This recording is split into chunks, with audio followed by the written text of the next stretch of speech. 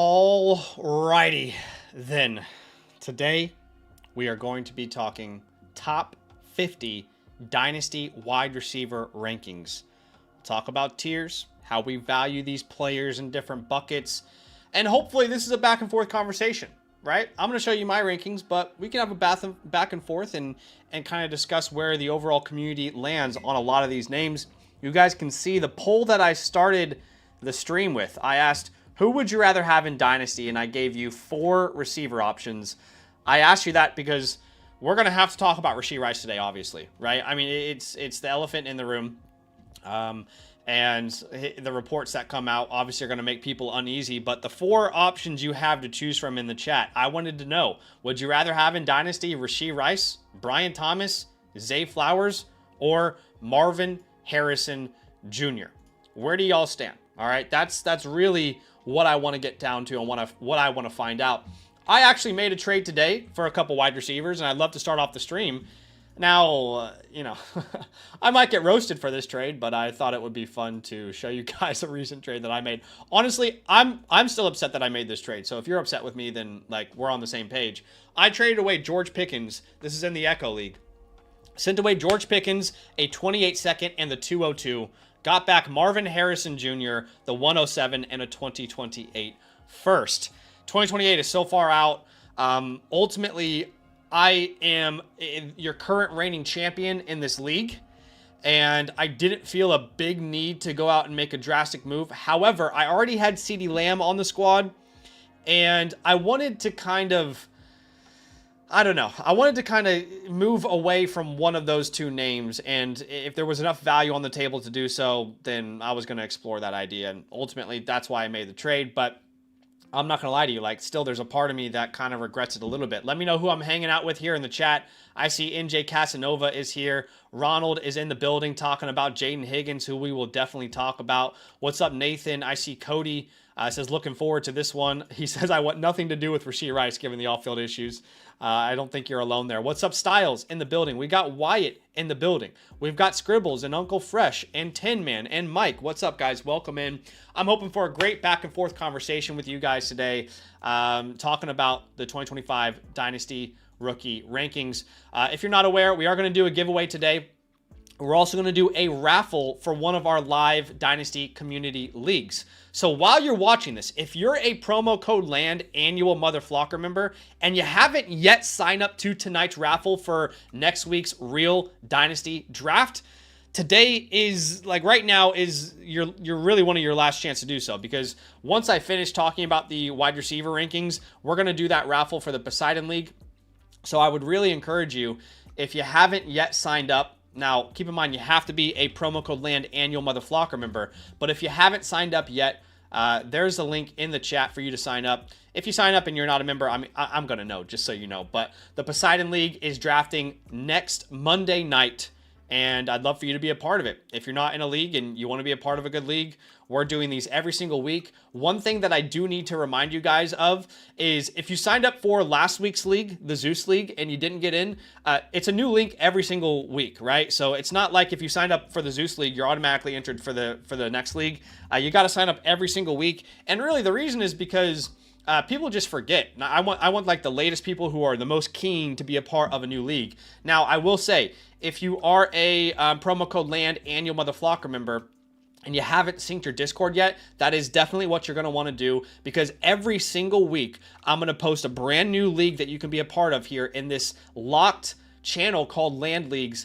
And again, if you sync your Discord on the Flock Fantasy website, you will be able to access that. Now, we will do a giveaway for today's video as well. We'll give away a live team playbook.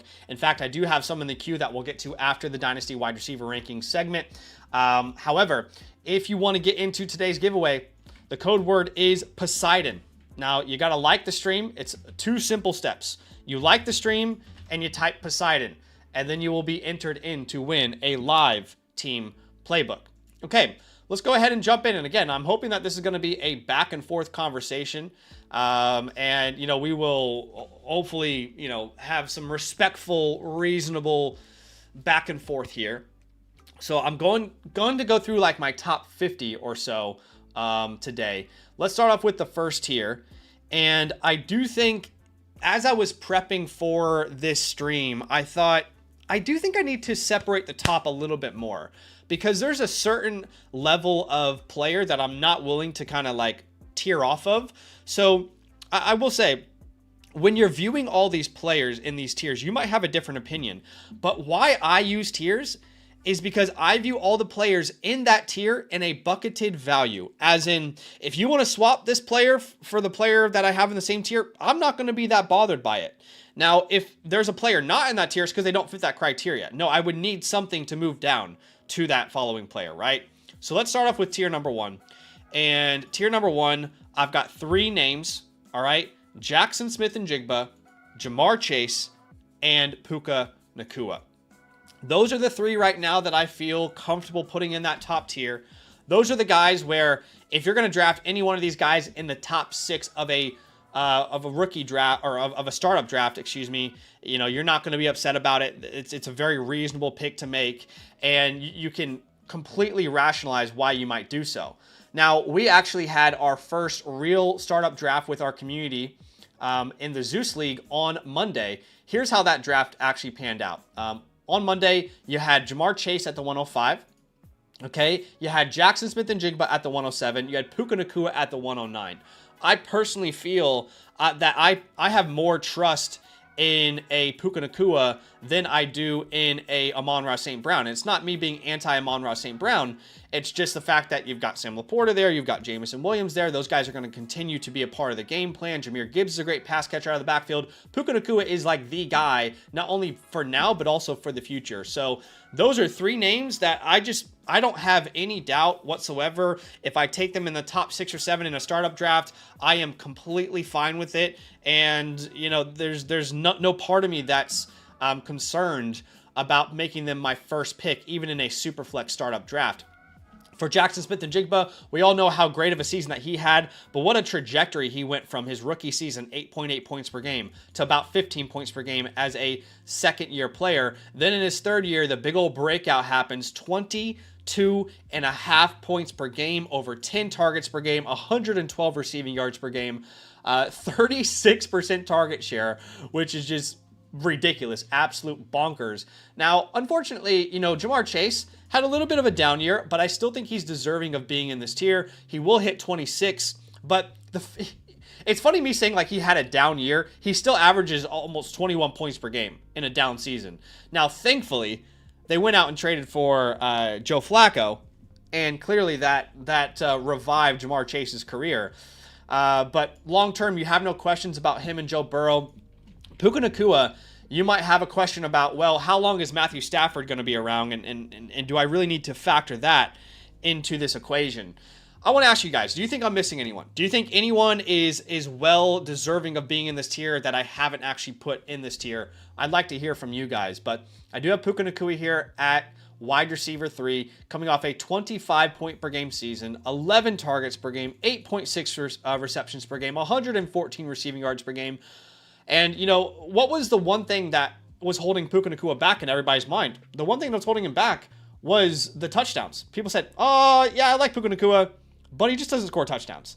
And then he comes out here and has 0.7 touchdowns per game in his latest season. It's funny because you add a dominant Devontae Adams to this team, and yet still, he has career highs across the board. Literally across the board, career highs everywhere. It just feels like these top 3, I'm not going to fault you wherever you go, but it feels like that is the 3 that I'm the most comfortable with starting off a draft at this point with. But I'd love to hear you guys in the chat. I want to get a back and forth going on here. Gronk says he's in the middle of a startup, so I love that. What's up, Big TD? We're not going to include the rookies today, but we can talk about them at the very end. What's up, Tyronol? What's up, Michael? Wyatt says, if you're already in a land league, are you still allowed to sign up for the drawing? Yes, you are still allowed to sign up for the drawing, but what we do is anybody who's not in a league yet, we fast track them so everyone gets a chance to be a part of a league. Gronk says, hot take, JSN is actually my wide receiver 3 in this tier. The loss of Kubiak seems very real for me in terms of replicating that type of usage compared to Chase and Puka. Definitely something that we need to consider, and no doubt about that. Cody would have Puka number 1, it looks like. Scribble says, I think it's a solid first tier. Again, who cares about the order? Yeah, I kind of agree with that. I don't really mind which way you're going to put it. Kronk says, I'm hesitant to say Amon-Ra can be a tentative fourth in that tier given his consistency. Right.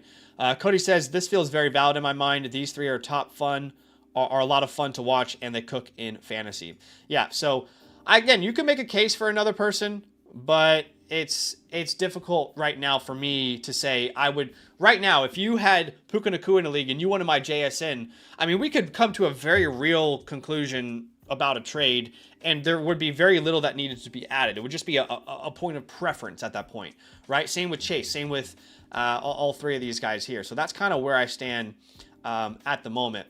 Again, guys, if you're just joining us, we are going to do a giveaway today for a live team playbook. If you want to enter the giveaway, all you have to do is simply like the stream, type Poseidon in the chat. That is the code word for today, and you'll automatically be entered. Let's talk about the second tier here.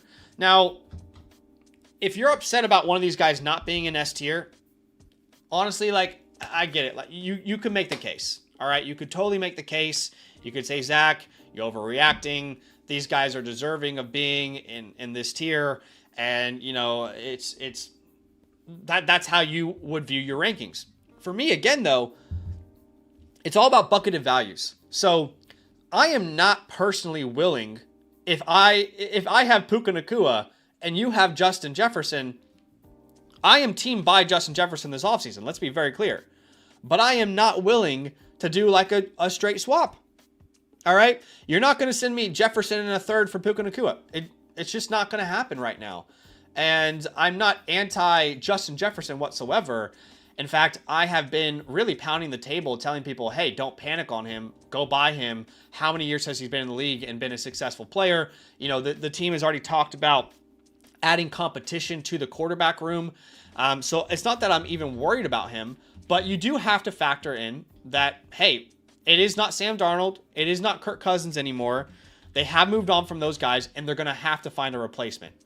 And if you look at Justin Jefferson's splits with and without J.J. McCarthy throughout his career, he's had 84 games without J.J. McCarthy, averaging almost 19 points per game, right? With J.J. McCarthy, just 11 points per game. All of his numbers are down. I mean, across the board, it's just not very awesome, right? And I do think that if JJ shows some slight signs of improvement, I could definitely see them wanting to see what he can do again in 2026 with more of a veteran presence there in case he truly does just fall straight on his face. Now, Amon-Ra St. Brown, if you're going to argue any of these guys are deserving of being an S tier, I would say Amon-Ra is the closest for me that I would be okay with you kind of making that case for. I mean, he's just been so good over the last 3 years. 21 points per game in 2023, 18.5 in 2024, 20.2 in 2025.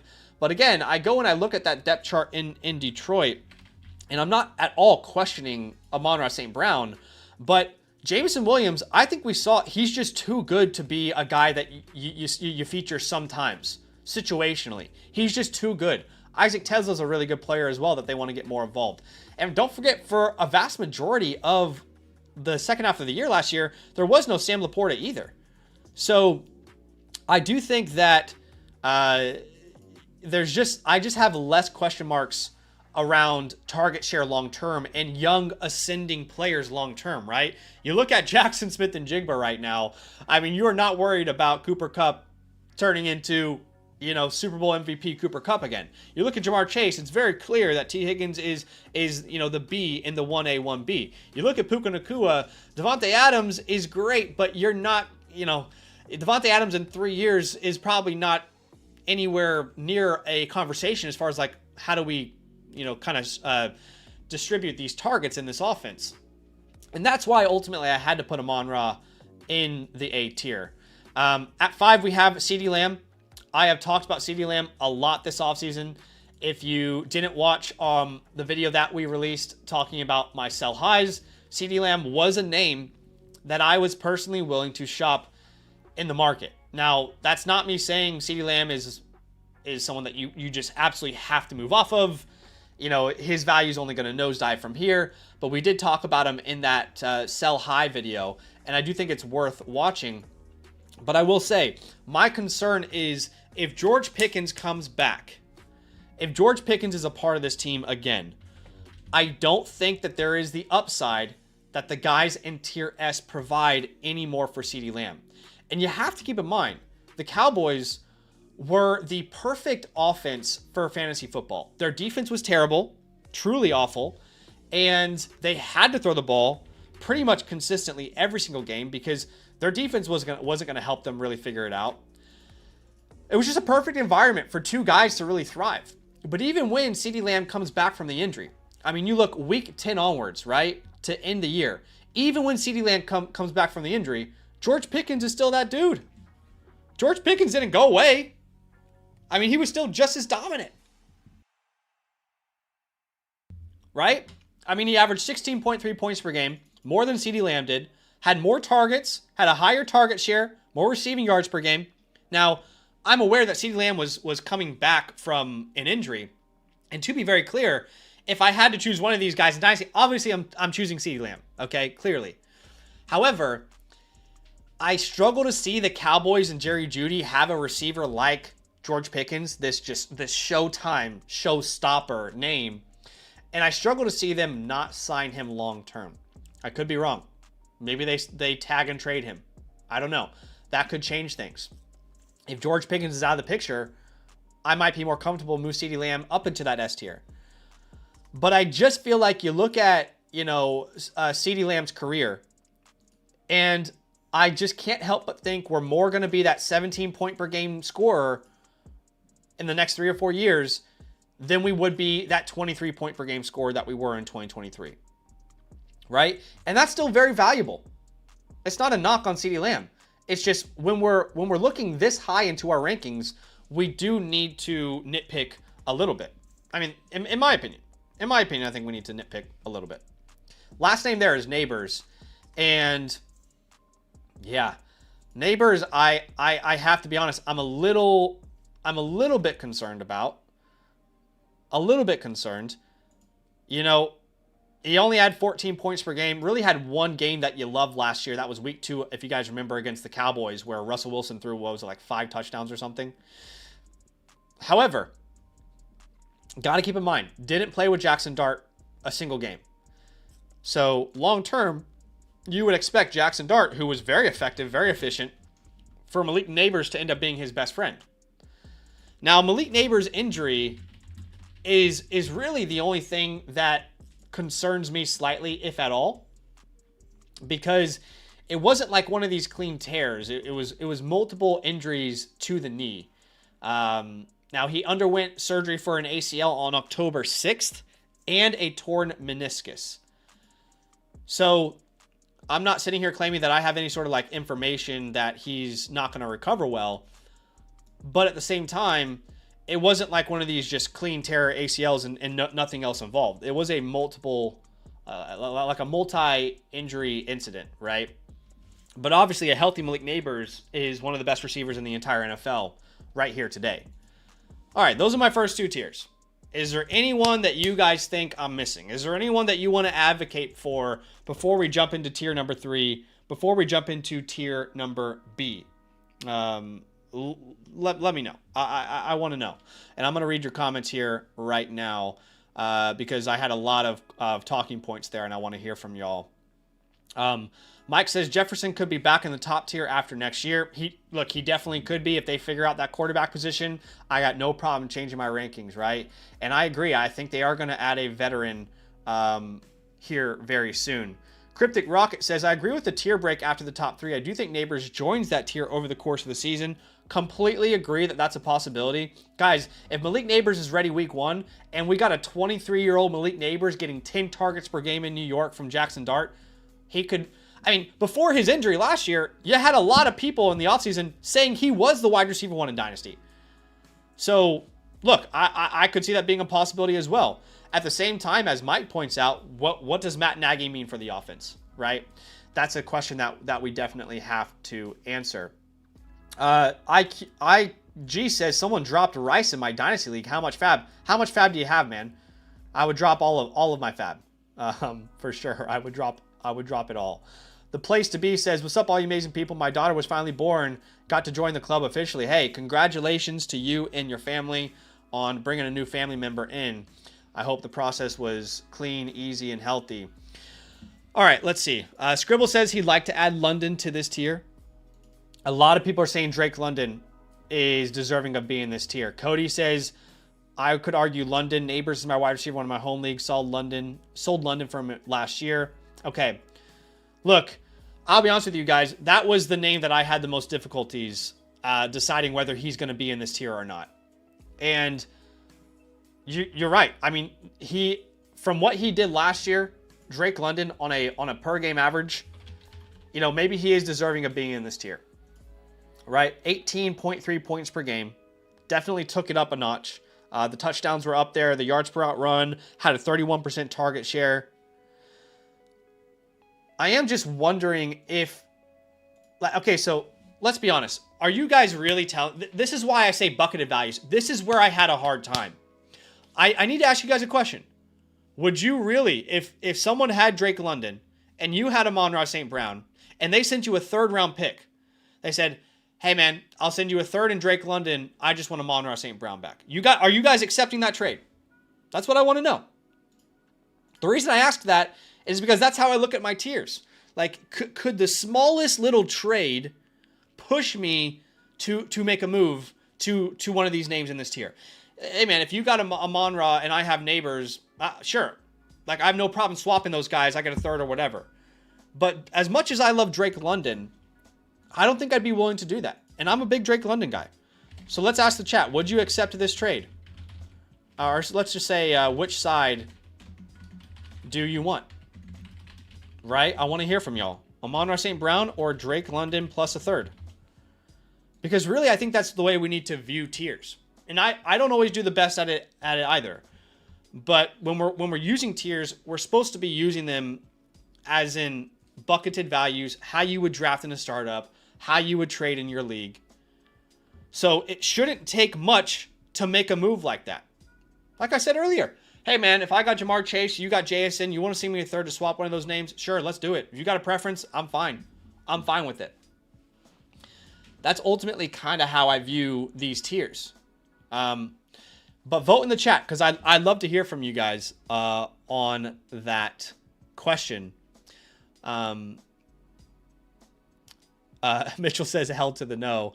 Ani says depends on what Atlanta does at quarterback, to be honest. A 3rd is worthless, but that's exactly my point though, Eric, right? Like, yeah, sure. Most people would say, oh, a 3rd is worthless. Yeah, but we're supposed to be valuing these guys the same if they're in the same tier, right? So it's like almost like a courtesy kicker to make the move happen. I'm honestly surprised by the poll. 64% of people, I thought that number would be higher, say Amon-Ra St. Brown. So 36% of you guys, if you had Amon-Ra St. Brown today and someone sent you Drake London in a 3rd, you're accepting that trade. Well, just because I wouldn't do it doesn't mean it's the wrong thing to do. I'm just surprised by that response. That's all I'm saying. Yeah, if I had Amon-Ra St. Brown, you're probably going to have to give me London in a 2nd. I'll give you Amon-Ra in a 4th. So it's interesting. I mean, you can talk about my concerns about the Lions offense and how many mouths there are to feed. You can also talk about concerns about who the hell is that quarterback for Atlanta, right? What's the consistency going to look like there? So I think you can make some arguments on both sides, but that poll ended up being a lot closer than I imagined, as it looks like almost 37% of you guys would take that trade. That's an interesting conversation. That's a really interesting conversation. Why don't we jump into tier B? This is kind of where I was sitting at the moment. So in tier B, I've got Drizzy Drake London here at number 8. Chris Olave. Honestly, like, if I can be real and transparent with you guys, one of the other reasons I felt like I couldn't put London in tier A is because then what the hell am I not putting Olave in tier A for then? And again, you can't send me Olave in a 3rd to get Malik Neighbors. It just wouldn't happen. Now, I do anticipate that the Saints are going to add weapons to this offense. So I don't anticipate that Olave is going to be, this guy who's going to get like a 30+% target share every single year. That's not me being anti-Chris Olave. In fact, I had Chris Olave ahead of Garrett Wilson coming out of his draft. I had him ahead of Drake London coming out of his draft. I really liked him coming out of Ohio State. He has a 29% target share this year, which is great, but I just don't imagine this team doesn't add to their receiver room. But we've got London here. He had a fantastic year, like we said. Brand new offensive coordinator coming into town. He couldn't stay healthy. No one knows that better than me in the Flock League, okay? No one knows that better than myself. Olave had the year we were all waiting for, right? Top 7 finish, almost 17 points per game, around that 10 targets per game mark, 72 receiving yards. And maybe, just maybe, the quarterback position has been figured out. I'm not saying it's 100% figured out, but I guess I want to ask the chat. Do you think Tyler Shuck is a franchise quarterback? Because if you do, then maybe you would be comfortable moving Chris Olave even higher than this. Maybe you would. And I even thought, like, should I split this tier into 2 segments? As in, like, tier BA and tier BB. BBB. Big Baller Brand. I thought about that. I thought, you know what? Like, should a London and Olave be given a little bit more respect than McMillan and Wilson? And Wilson is just stuck in quarterback hell, isn't he? Back-to-back years averaging around 14.5 points per game. Back-to-back years being clearly the number 1 weapon in the offense. But and I hate to say it, but I remember saying this after the 2023 season. And I remember saying to you guys, is Garrett Wilson the next DJ Moore?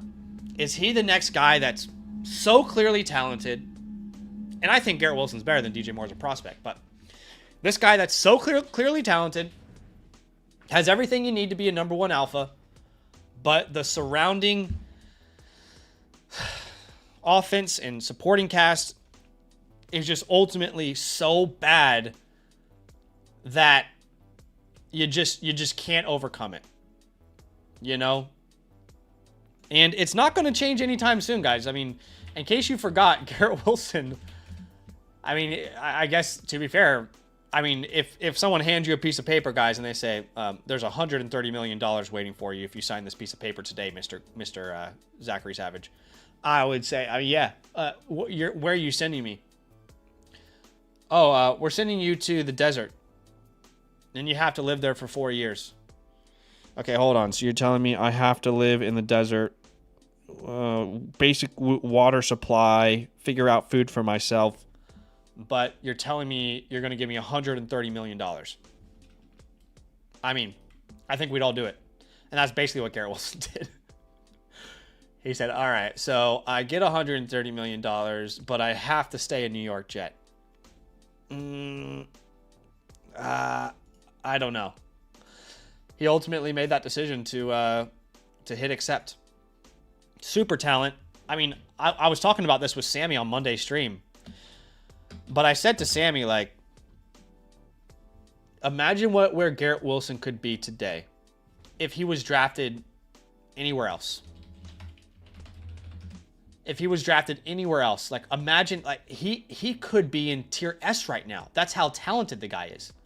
And if you think I'm overreacting, I just don't think we agree on who Garrett Wilson is as a player. But if you go back and you remember that 2022 NFL draft, let's think about some of the places he could have been instead, right? Even if he goes to Carolina, I don't know. I mean, that's basically where he is now. But what happens if he goes to Seattle and then Seattle never drafts JSN? What if he ended up in Detroit with Amon-Ra? I mean, what could his career look like even splitting opportunities with Amon-Ra? What about in Washington or with the Chargers? I mean, it's a stupid talking point because it doesn't matter. But unfortunately, this is where I stand.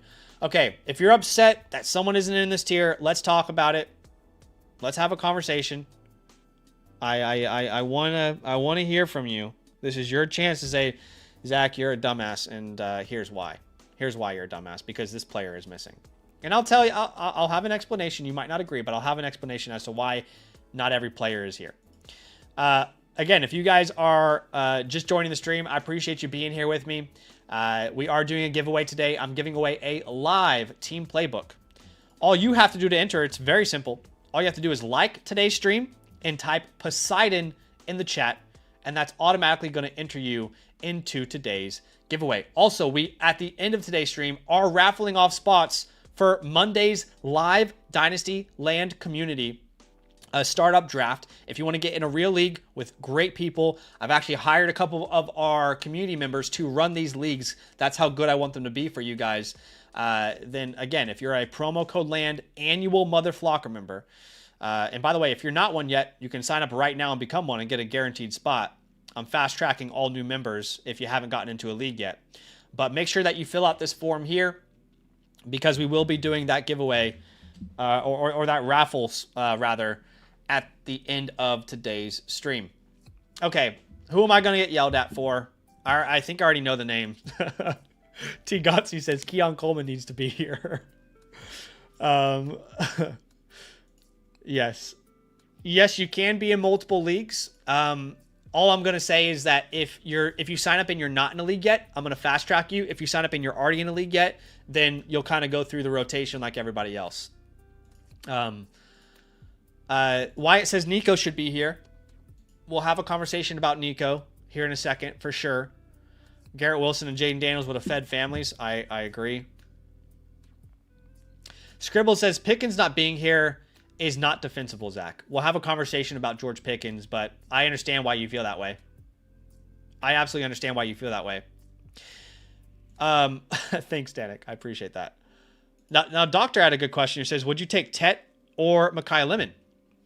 Ask me that question after the NFL draft. After the NFL draft, that's when you can ask me that question, because I'll have a better answer for you.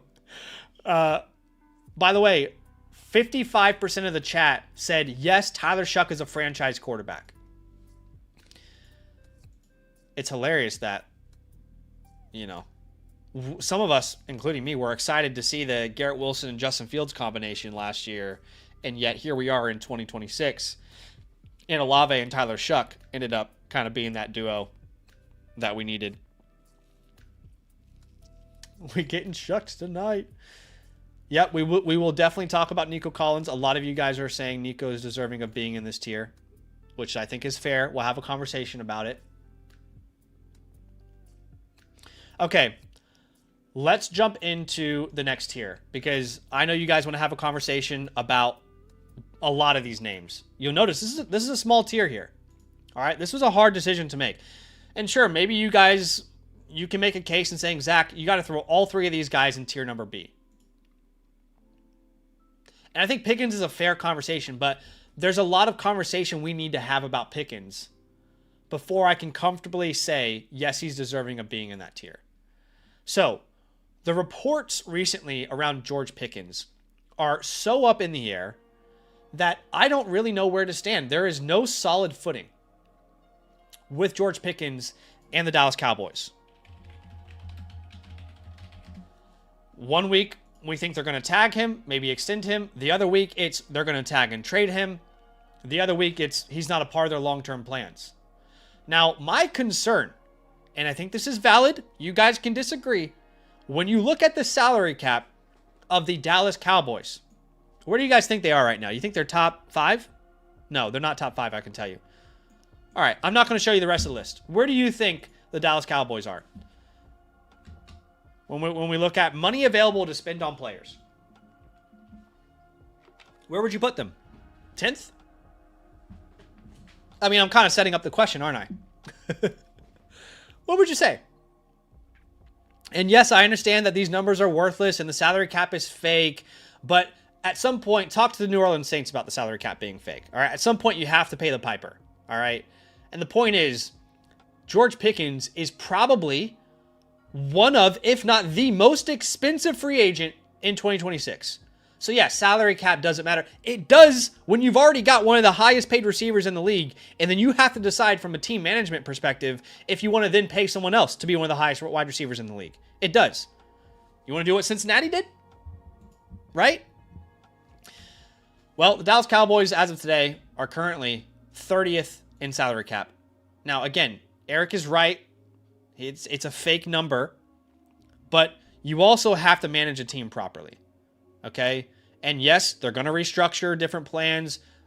We all understand that. But you have to live in a real world as well. Okay? Dallas Cowboys might not be able to afford a George Pickens on their team. They might not be able to. So here's where I'm at. Guys, if George Pickens, if it was announced tomorrow, hey, George Pickens signs a 3-year deal to stay in Dallas, I might put him ahead of Drake London. Truthfully. He might be at the top of B tier as my wide receiver 8. If that happens, I might have to move CeeDee Lamb down to my wide receiver 7 and have them wide receiver 7 and 8.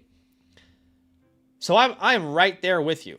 I am 100% on board with the idea of, if we know the future of a George Pickens, if we know for sure that he's staying in Dallas, I got no problems whatsoever having him as high as wide receiver 8.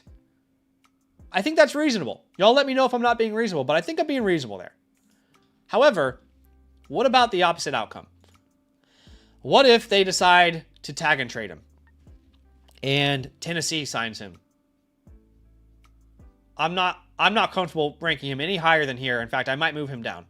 If he's not in Dallas, there's a very good chance he's lower than this in my rankings. And not drastically.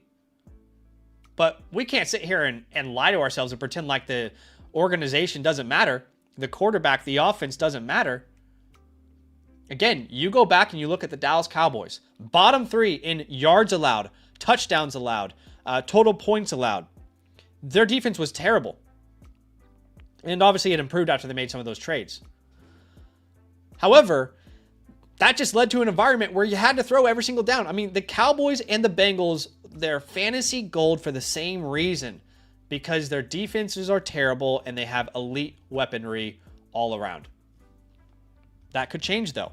I mean, there's got to be positive regression, which means to the mean. It is a word for the Dallas Cowboys defense in 2025 or 2026. And they've got multiple first-round picks to do that, by the way. You don't think that a rookie class can impact a defense? Well, go look at the Philadelphia Eagles 2 years ago.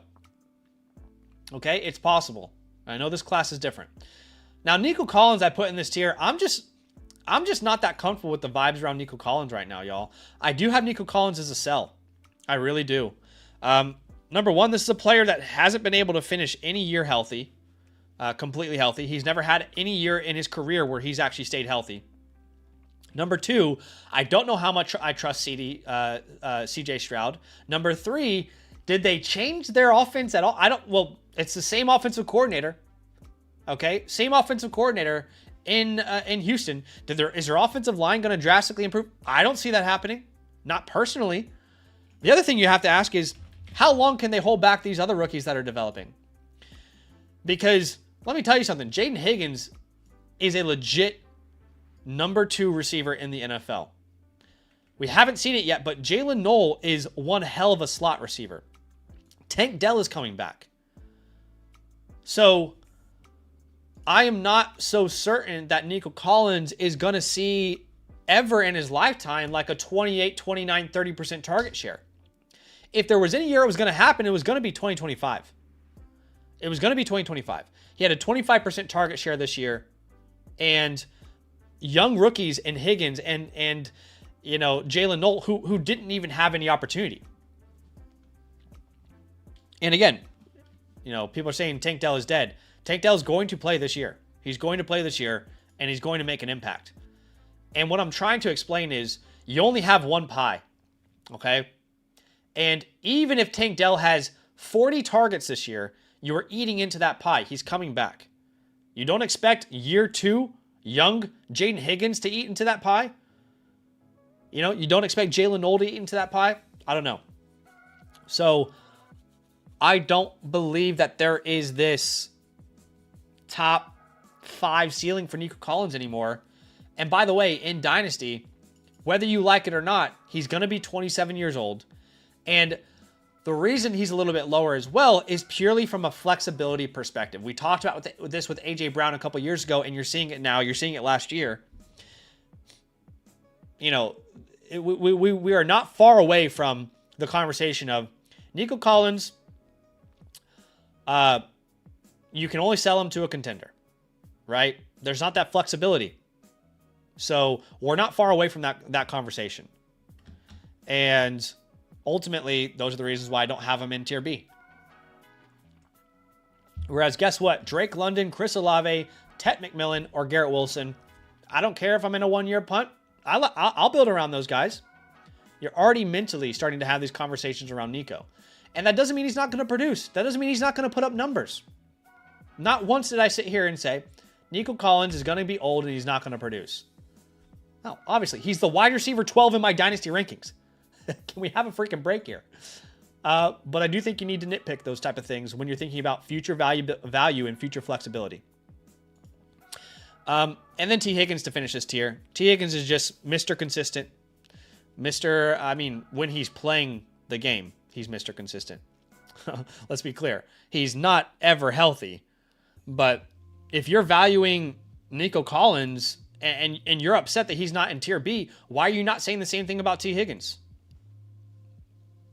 And then I think maybe you'll understand where I'm coming from. Neither of them can finish the season to stay healthy.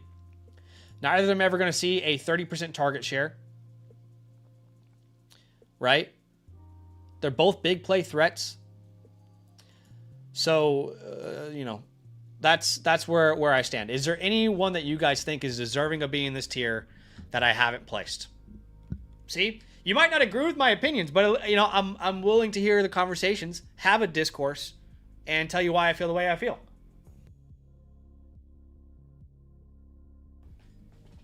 I would say that the top 3 receivers are going to sit somewhere here, right?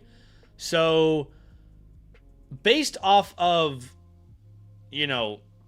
unknown circumstances, if you want to ask me about the 2026 rookie class, I think Carnell Tate, Mekhi Lemon, Jordan Tyson, I think they'd probably rank somewhere in C tier. That's probably where I would have them.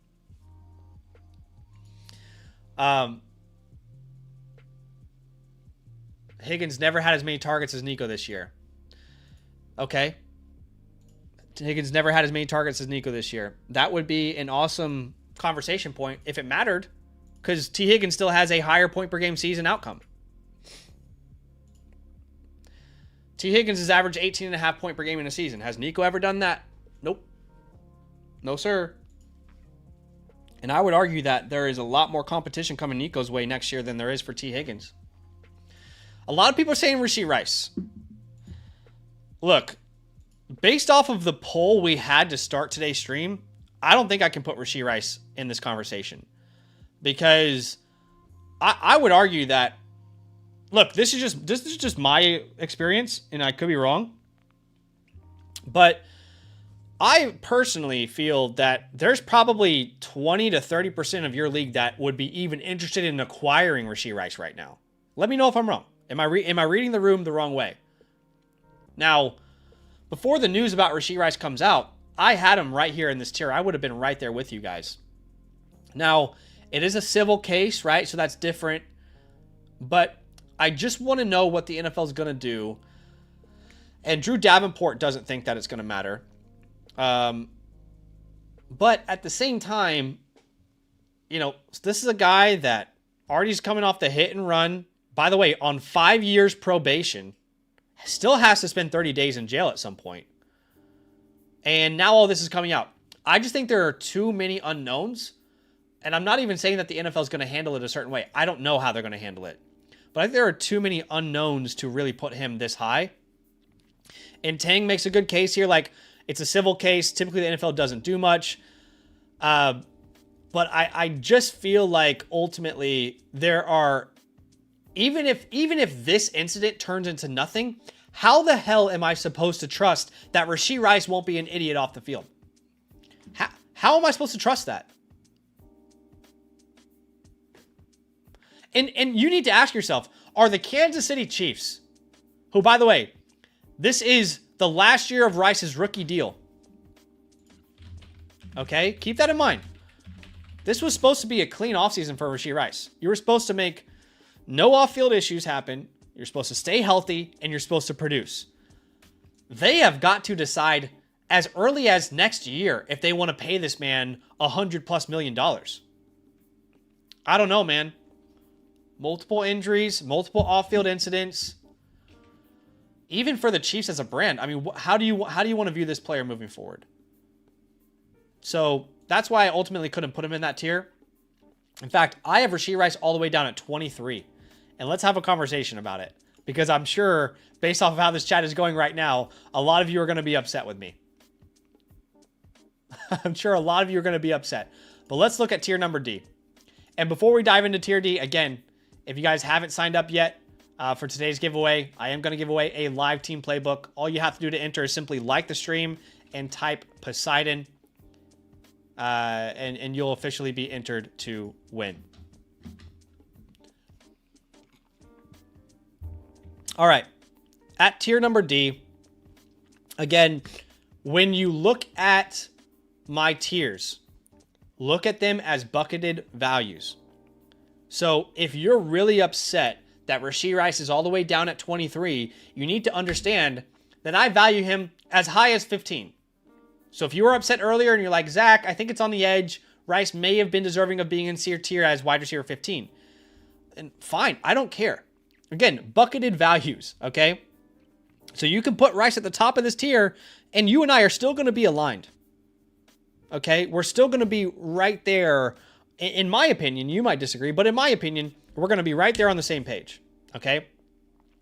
But you got Rome Odunze here. If you guys don't, if you didn't watch the video recently I released about Rome Odunze, I think a lot of the explanation about what happened in that second half of the season came down to the injury that he sustained.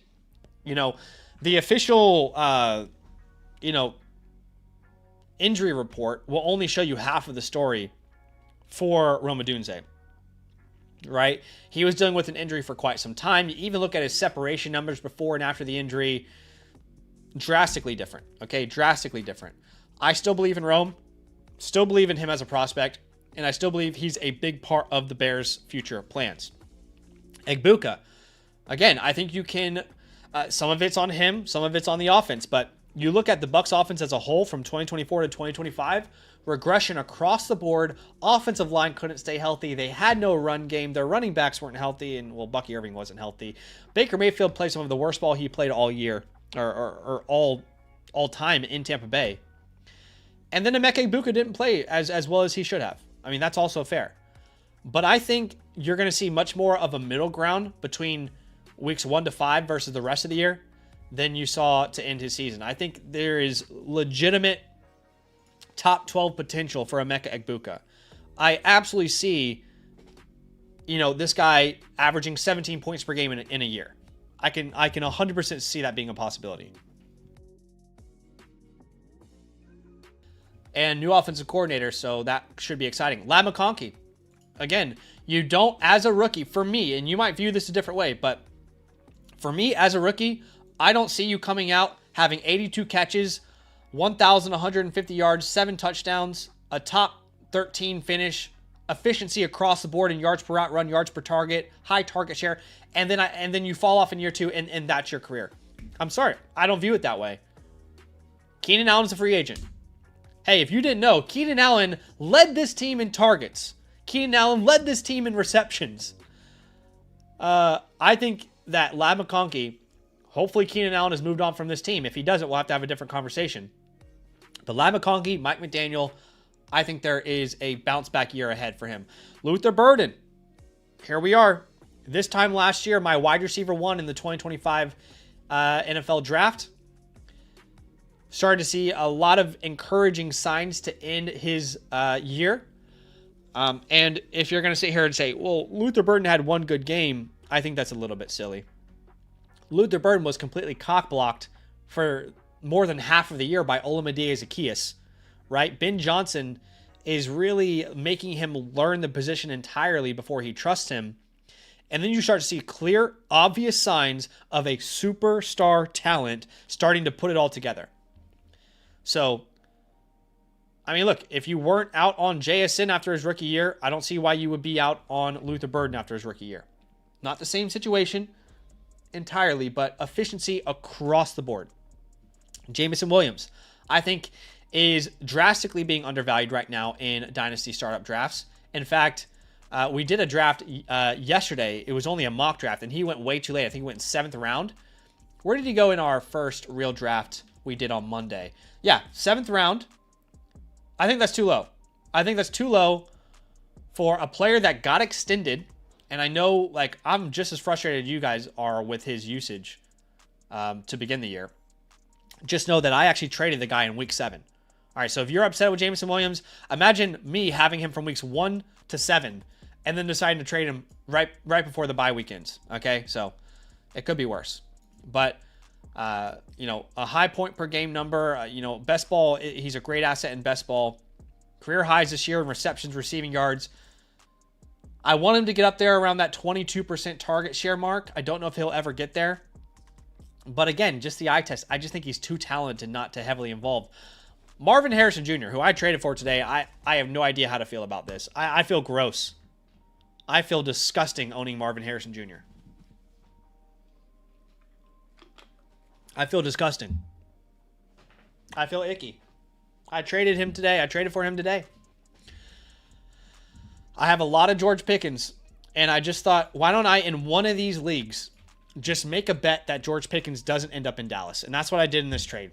Got Marvin the 107 and the 28 first, sent Pickens a second in a couple seconds there.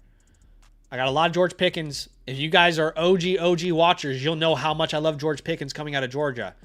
I mean, the famous statement still goes as Pablo Picasso was born to paint, George Pickens was born to play wide receiver. A lot of you guys who are OGs will remember that. But we've got Marvin Harrison Jr. here. Obviously, we know how talented he is. What's so frustrating about Marvin is who the hell knows what he would have done if he stayed healthy this year? We don't know. We'll never know. It's a pointless conversation to have. Zay Flowers, look, I don't have a problem if you want to put Zay Flowers, again, as high as wide receiver 15. I kind of view like the wide receiver 8 finish a little bit like a fluke, because if you own Zay Flowers, then you will know that from weeks 1 to 13, you had absolutely no idea if you could start him on any single week. You had no idea. Your confidence level in starting a Zay Flowers was a 1 out of 10. 1 out of 10. Okay? Let's be real. But I like the player. I like the player a lot. Brian Thomas, really difficult name to evaluate.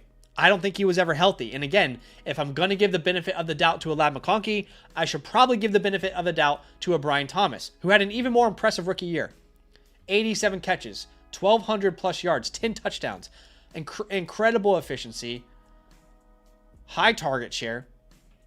One of the better rookie years of all time. Not all time, but definitely in the last 2 decades. So I also have to give him a little bit of a break. And then Rashee Rice, who we bet on all last offseason. And honestly, it panned out. Almost 19 points per game. Right? But again, the off-field issues.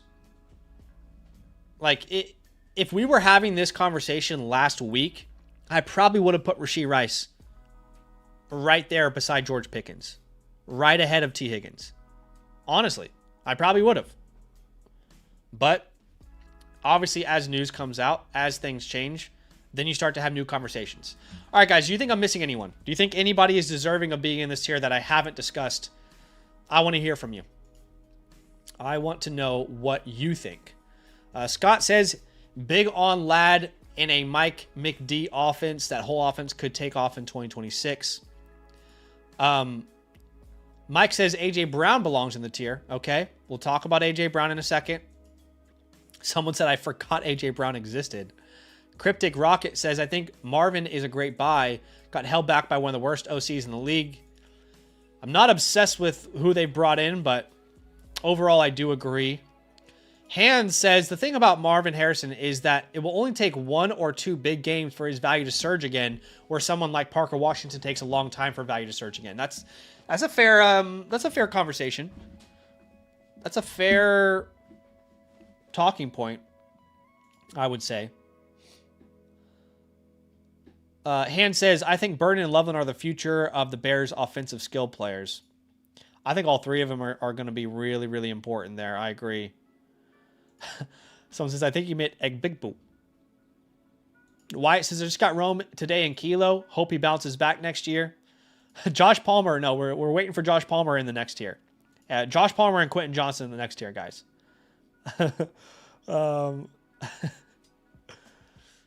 Yeah. As Kotzi says, Rashee Rice is in P tier prison.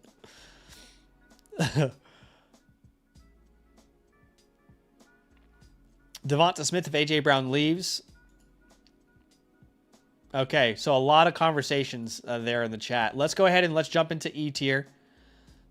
E tier is a smaller one. And in the E tier, I have Devonta Smith, A.J. Brown, Travis Hunter, Jalen Waddle. You know, these are, it's a group of receivers where ultimately for Devonta Smith and A.J. Brown, it was a down year for Devonta. The passing attack was certainly not on the same page. Jalen Hurts did not look great. And it felt like the receivers were against him for the first time. Both of them had really down years. Yeah, it's difficult for me to value them higher than this. Again, like you guys have to ask the question, and let me open this to the floor. In fact, let's put a poll out in the chat, okay? Because again, I'm trying to value players in similar buckets, right? So, would you rather have Ladd McConkey or A.J. Brown in the third? Because it needs to be something really insignificant in a trade in order for me to justify having those guys in the same exact tier. For me, there's not a chance I'm giving you A.J. Brown in the third for Ladd McConkey. Or the other way around. Like, I'm keeping Ladd every time.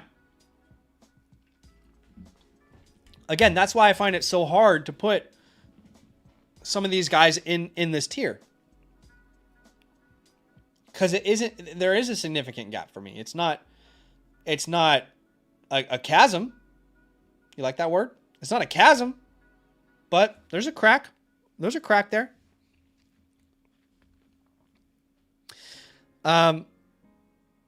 But I like both of those players. Honestly, for A.J. Brown and Devonta Smith, the best case scenario is that A.J. Brown actually does move on. Travis Hunter, I don't want to dive into it too much because I've got a video coming out on your Monday about Travis Hunter. What I will say is, same thing I said last year when the draft finished, before the draft finished, no one can tell you what his usage will be. This is the only player that I've ever played in Dynasty football where I've had to ask the question, how much offense will this wide receiver play?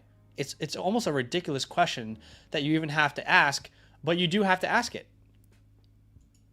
You know what I mean? Like, it's ridiculous that we even have to have that conversation, but it's a real conversation, and we do have to ask it.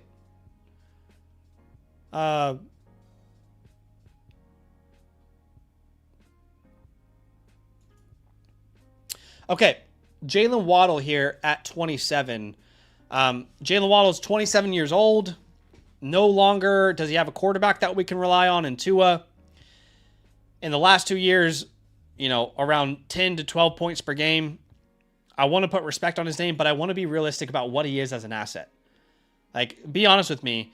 If you have Jalen Waddle right now and you're a contender, are you really confident that he's like going to be helping you achieve a Dynasty championship?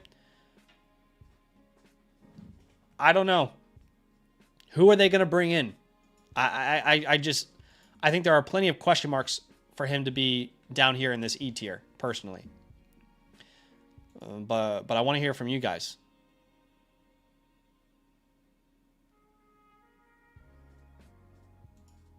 So, yeah.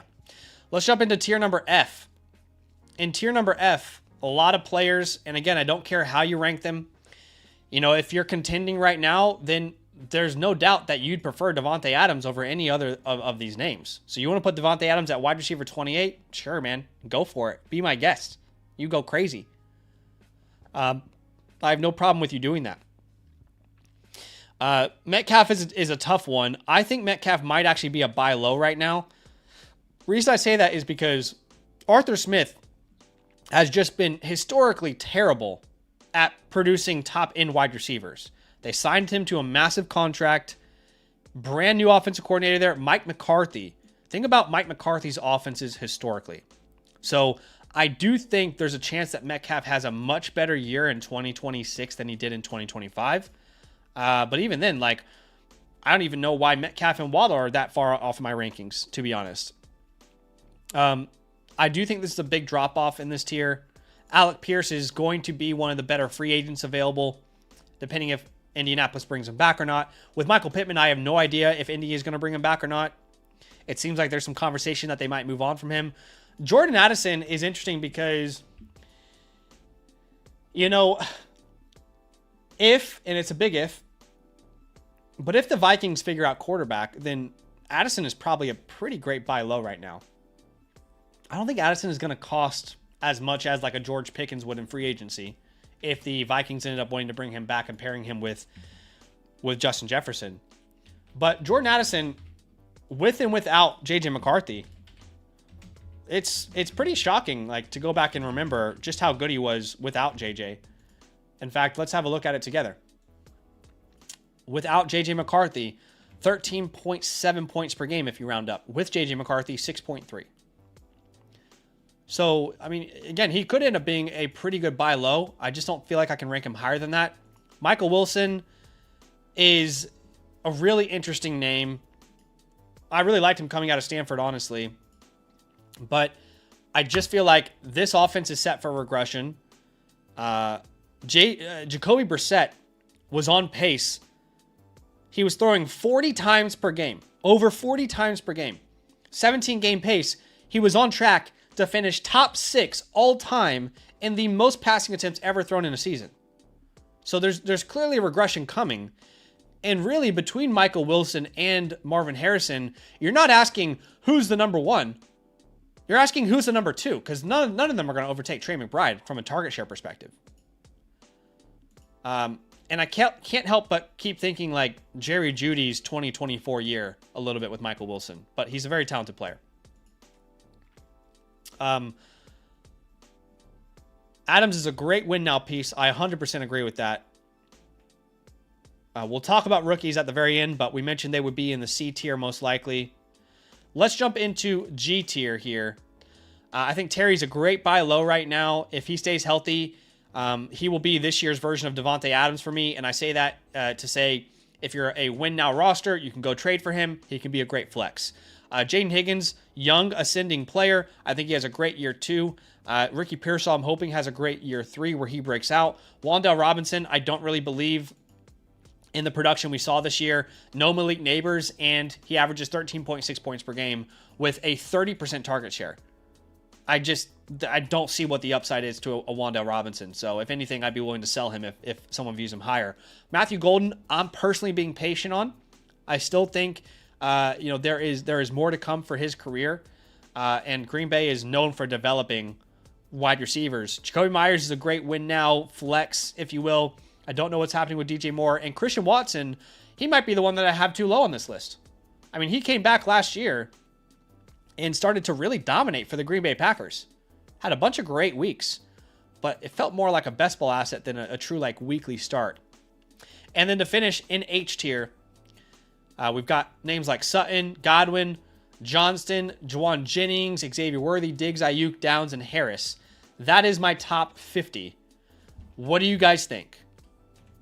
I think it's a pretty good list, but obviously not everybody's going to agree, and that's okay. But that's the top 50. That's what I'm rocking with right here today, and rankings are fluid, obviously. They're always changing. You know, if you guys bring up good points and I have to reassess things, I'm going to always consider it, right? There should be a back and forth.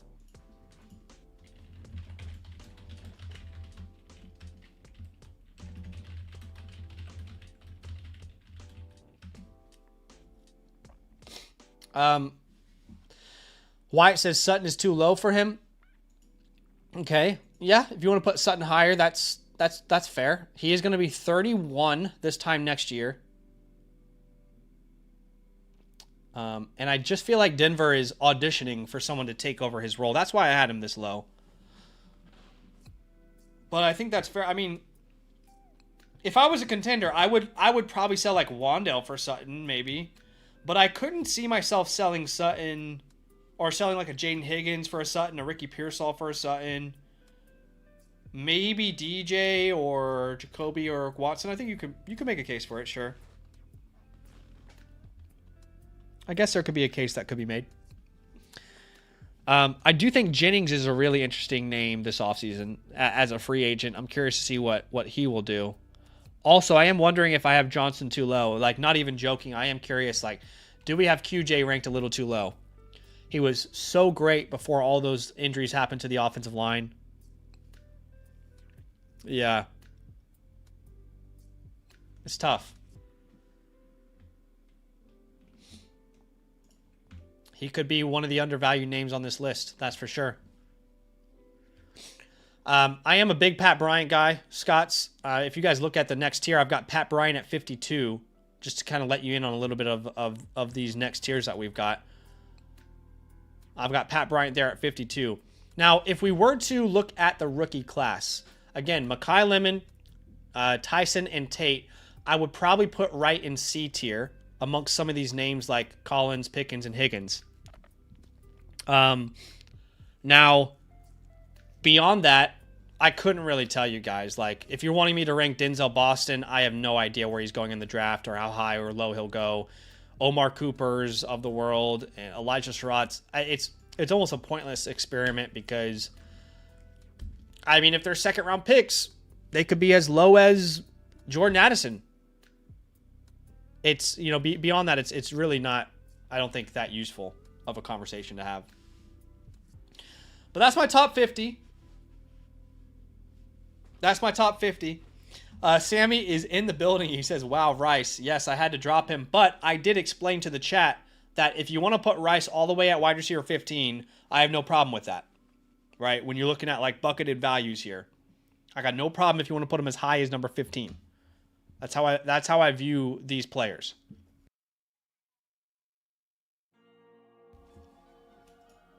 So, I'm not going to fight you on it, right? Although, where did Sammy have Brian Thomas? I think Sammy had Brian Thomas at like 12 or something. So he might be upset about that. And I'm not gonna say sorry. I'm not gonna say sorry to Sammy. All right, you're gonna have to deal with it. Unlucky. All right, guys, we are gonna do our giveaway for today. This is your last chance to enter. Again, if you want a live team playbook, customized review of your Dynasty team, all you got to do is simply like the stream, type Poseidon, and you will be officially entered to win. Speaking of team playbooks, I do have a little list of playbooks that we're going to get through today. Of course, if you want to get into the queue, you want me to review one of your Dynasty teams tonight, then it is a great night. I got some spots for you. If you'd like to get a same-day review, I'll put that link in the chat for you, and we will obviously dive in.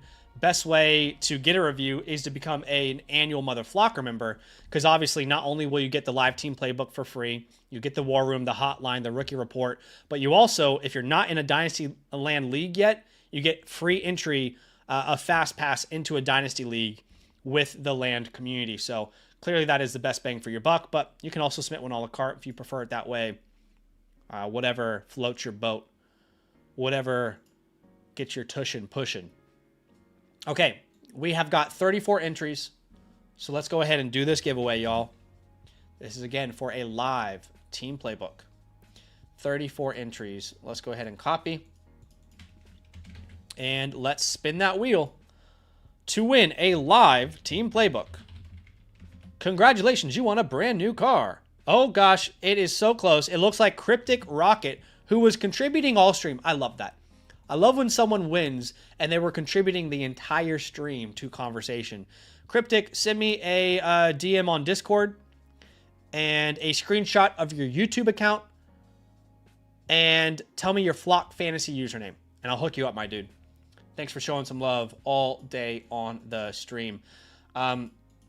We should also do these giveaway, this raffle for the Land Poseidon League. Or should I wait until after I review the first team? What do you guys think?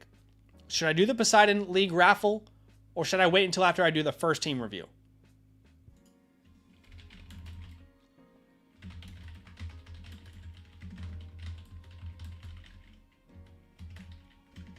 I'll try and get Joel here to make sure he's marking all this down. Should I do the raffle first? A lot of people are saying raffle. Okay. Now, here's what's important to note. Because I want everyone to get into a league and experience a live startup draft with Land community members, because of that, I am going to go ahead and fast track everyone who's not in a league yet. So that means that if your name is the following names, you're automatically entered. Okay? I'm just going to paste them here. But if your name on Flock Fantasy is Mark Ladder, Lord of the Foz, Dan Benlich, Cody, Crime Dog, Scotsman, then you are automatically entered into today's league. Okay? Because again, I want to provide everyone an opportunity to experience a community league, something that they really care about. Okay? So again, I'll read it out one more time. If your name is Mark Ladder, if your name is Lord of the Foz, if your name is Dan Belnich, if your name is Cody with 3 Y's, if your name is Crime Dog, if your name is Scotsman, all of you guys are automatically in a league because you are not in a league already. So expect a message from Joel. And anybody who wins a spot today, please check your Discord DMs, because Joel is going to be sending you a message with information to get into the league. And if you're not there, then we might have to move on to someone else, okay? All right. However, we have plenty of other names here that are entered to win. And let me just make sure I'm not repeating any of these names. Give me 1 second.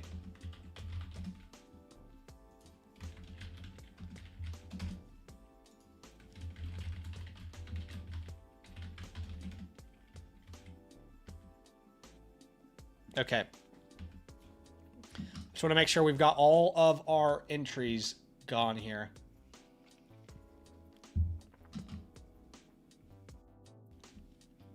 Okay, cool.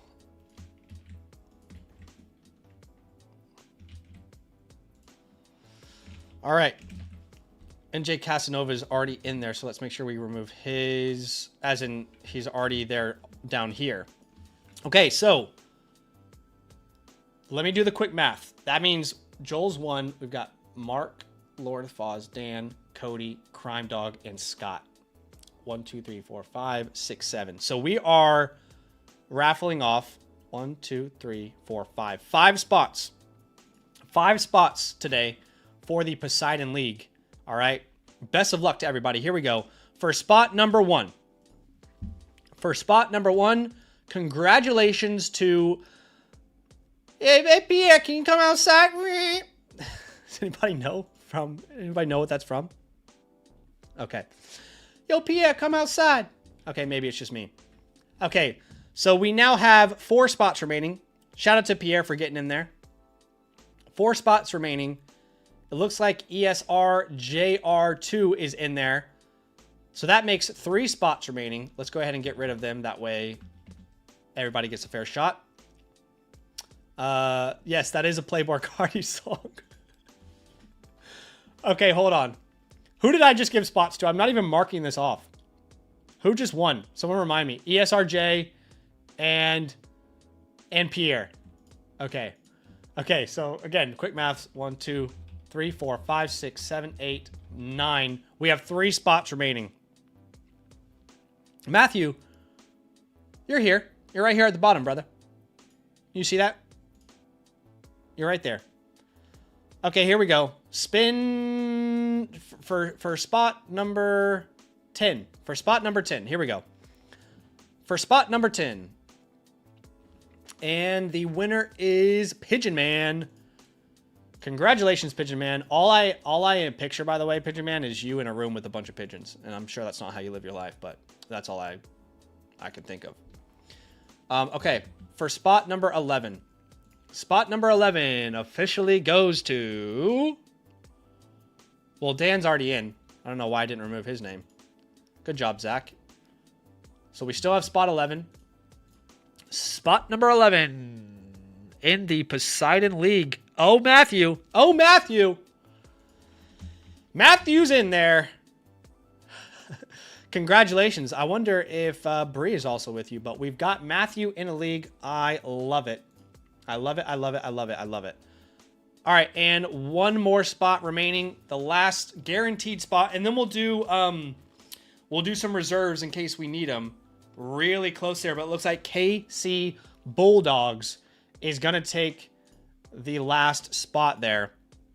Okay, so we've raffled off the spots.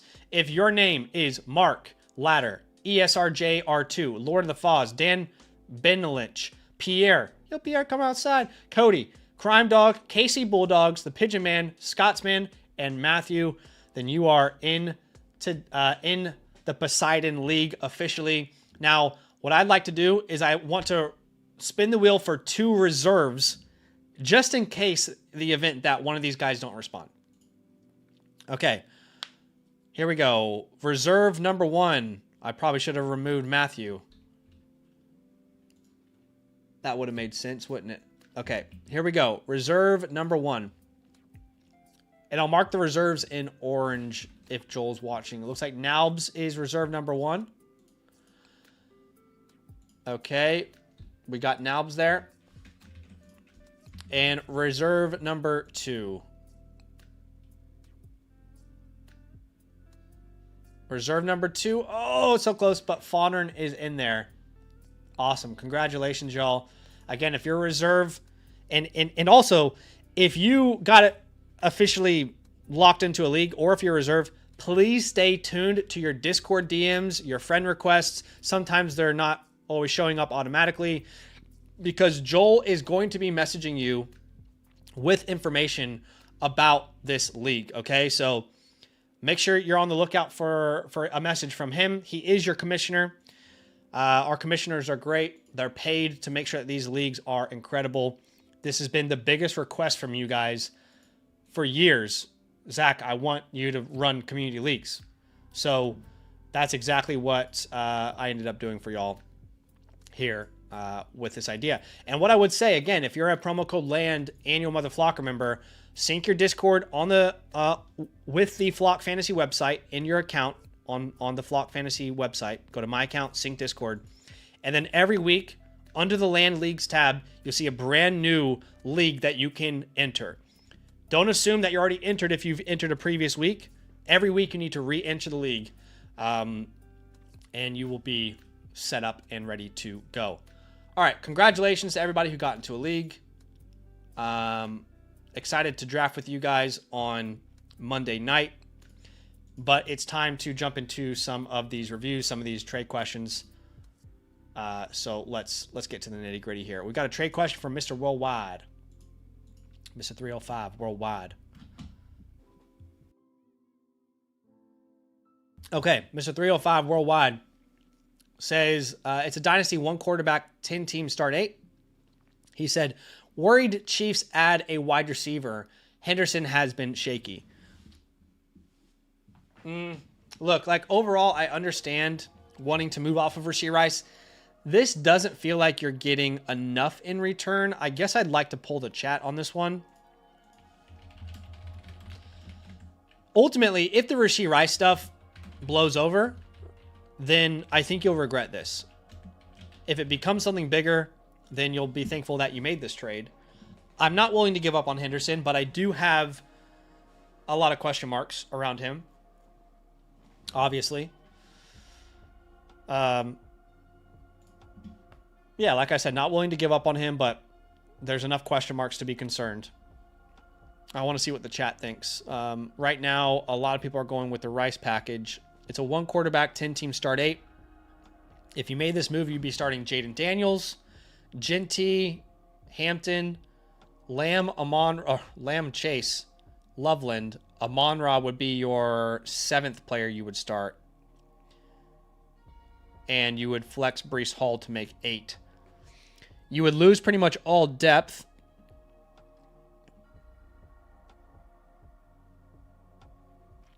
It'd be your best starting lineup for sure.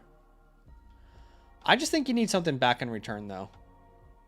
Like, is there something that we can get back to make this feel a little more even? Like, can you grab a Devonta Smith or a Jameson Williams and send back along with your pick, like a 3rd or something? I guess that probably doesn't get the trade done then, does it? That's probably asking for too much in return.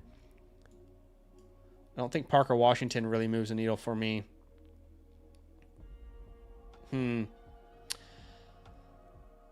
Right now, the chat is split down the middle, about 50-50 on this, which I think is a fair feeling.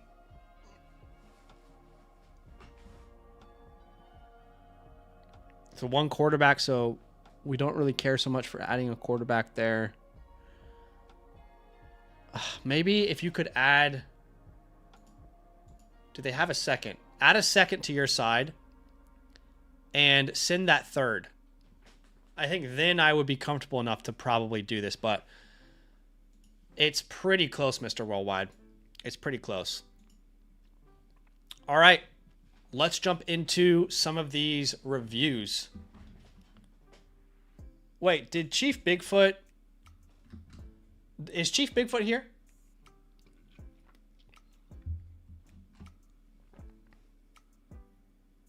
Let me see. I think this was the one that we had submitted yesterday, right? Yes. Okay.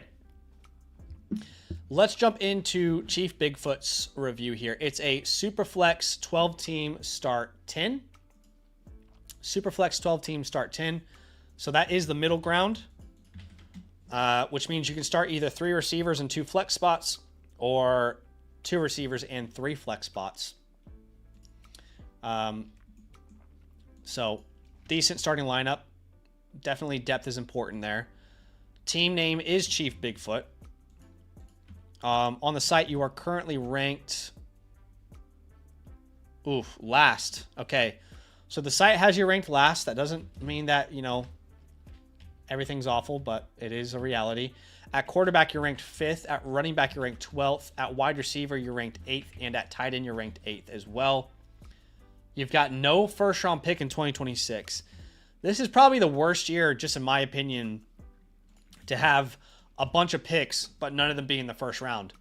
Like, I really don't know what the impact of those 3rd and 4th round picks are going to be. Even the 2nd round picks, I'm not really, sold that they're going to make a massive difference. Obviously, it's great to have them, but I just feel maybe we can use them as kind of trade pieces to get other deals done. Because I don't really see people being that excited about those picks, and I don't see, you having a dynasty changing selection. Now you have your first and 27, so that's good. I'll give you draft capital grade a B-. Okay, let's look at the team. So you've got Burrow and Nix, Jacoby Brissett as well. You've got Chase Brown, DeAndre Swift. Not a lot of depth after that, but Stevenson and Dobbins are there. London, Flowers, A.J. Brown, Wandale, Jack Besh, Pitts, Kittle. Okay. Yeah, this team definitely lacks, top-end firepower to really go out there and compete, in my opinion. If Burrow and Nix were to stay healthy and Swift were to keep his job, there's just too many variables here. But again, in start 10, you got Burrow, Nix, Chase Brown, Swift, London, Flowers, Pitts, A.J. Brown, and then you still need to start 2 more names. I think this team could sneak into the playoffs, but I don't think it's good enough to win a championship, if I'm being honest with you. Yeah. I think I kind of lean towards... Look, honesty is important. I'm not trying to be mean when I say this, but I'd probably give you a C- grade on this team. And I think you're at least a 1-year punt. I do not see a realistic scenario here where you are competing this year in a dynasty league and, you know, like a genuine contender to win it all. I don't know. I just don't see it. Untouchables. You don't really have any untouchables. Holds. I would definitely hold J.K. Dobbins for now. I would sell him either after free agency or in season. I would hold Jack Besh. I would hold Gunnar Helm. And I would hold probably Malik Washington now that they've moved on from a lot of their names. You can drop Zonovan Knight if you want to move on from him. Andre Yeshivas. You can move on from Mitchell Evans. You can move on from if you wanted to. Is there anyone interesting on your waiver wire? Probably not. I mean, I'd rather roster Rashad Bateman than Andre Yeshivas. But there's really nothing that's that interesting, to be honest. Okay, let's go ahead and let's jump in again. Thinking about a 1-year punt mindset, let's jump to your rookie draft because you do have picks to play around with. It's just they're not exactly, you know, transformational picks.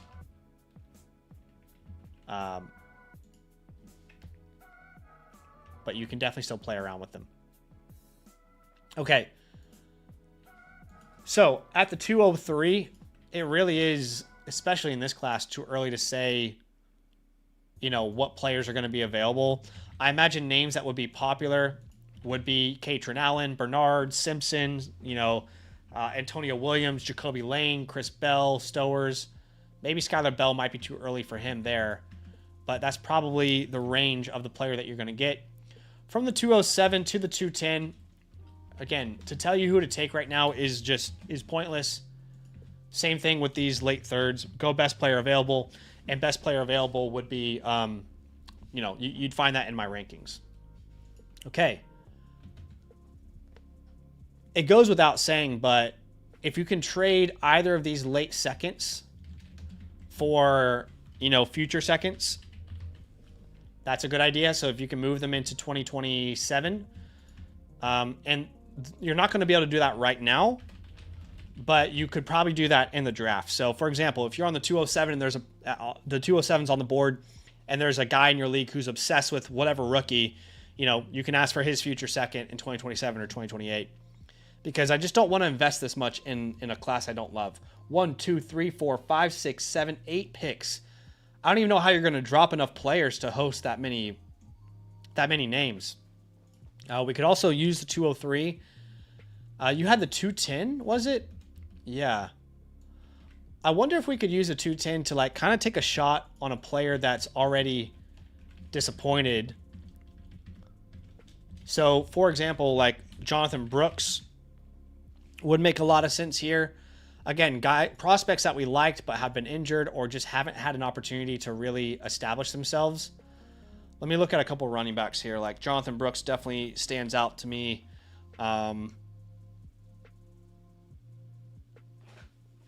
He really is the main one. But those third-round picks, Caleb Johnson maybe. For receiver, I'd like to land like a Ricky Pearsall on this team. Travis Hunter, we talked about that on yesterday's stream. If you can somehow land Travis Hunter, let's say Travis Hunter for the 207, I'd be completely comfortable with something like that. So trying to find ways to not be so heavily invested in this class specifically, but still getting young and trying to swing on upside. Let's jump to your chalkboard because I think there are some more moves that we can kind of formulate here. So again, Travis Hunter would be a great target for you. You're trying to kind of take shots on players that are unproven and are acquirable. Travis Hunter meets that mark. Jonathan Brooks, we talked about, meets that mark. Caleb Johnson meets that mark. You're buying lottery tickets, right? Ricky Pearsall.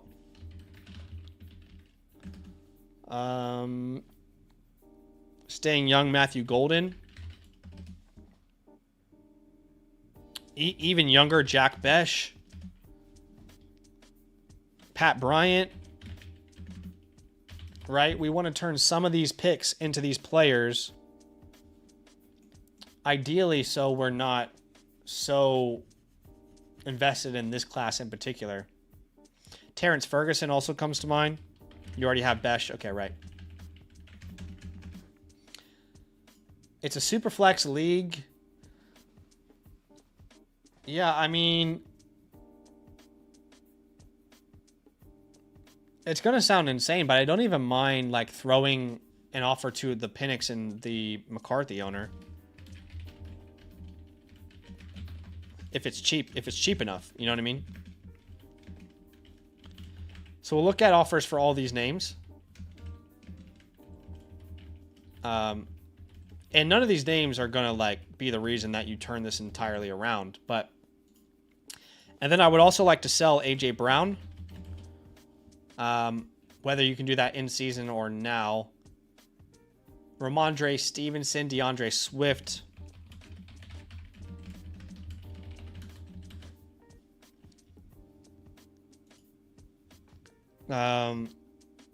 George Kittle in season for sure.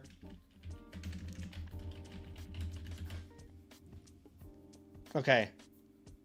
So why don't we start by, for Travis Hunter, again, I want to look back at the picks that you've got. So Travis Hunter, either the 207 you can start off with. If the 207 doesn't get done, I mean, can you do the 207 plus the 306 plus the 307? I don't mind like really using a lot of these picks to get players that have special upside like him. The 210 for Jonathan Brooks, can you send the 306 plus the 307 plus the 401? I mean, could you do that for Caleb Johnson, but instead of adding the 4th round pick, it's just the 2/3? For Ricky Pearsall, I'd probably try and make it the 207 and the 210. For Matthew Golden, 207 is probably in range. For Pat Bryant, probably going to have to pay the 210. Same for Terrence Ferguson. For these quarterbacks in a Superflex league, I'd be willing to throw the 207. I don't think you're really risking all that much. That's the kind of range you'd be looking for. And look, you're going to lose 3 picks maybe to get Travis Hunter, but at least you're not so invested in a class that we're not obsessed with. AJ Brown. I'd love to move off of AJ Brown. Is there a contender that needs wide receiver help? That's the question. Yes. Team 3.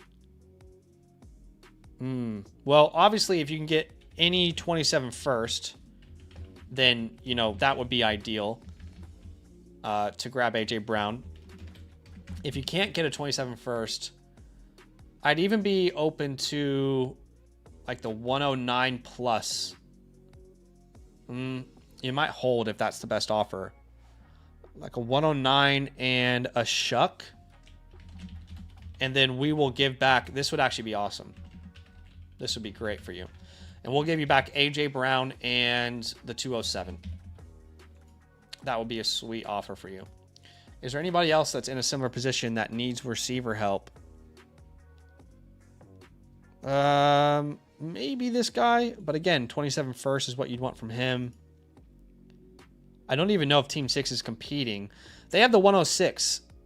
I think that's pretty good range for AJ. I don't think you're going to get more than that. You're certainly not going to get a top 5 pick. But that 2026 106 is a possibility. If not the 106, yeah, no, it's got to be somewhere around that.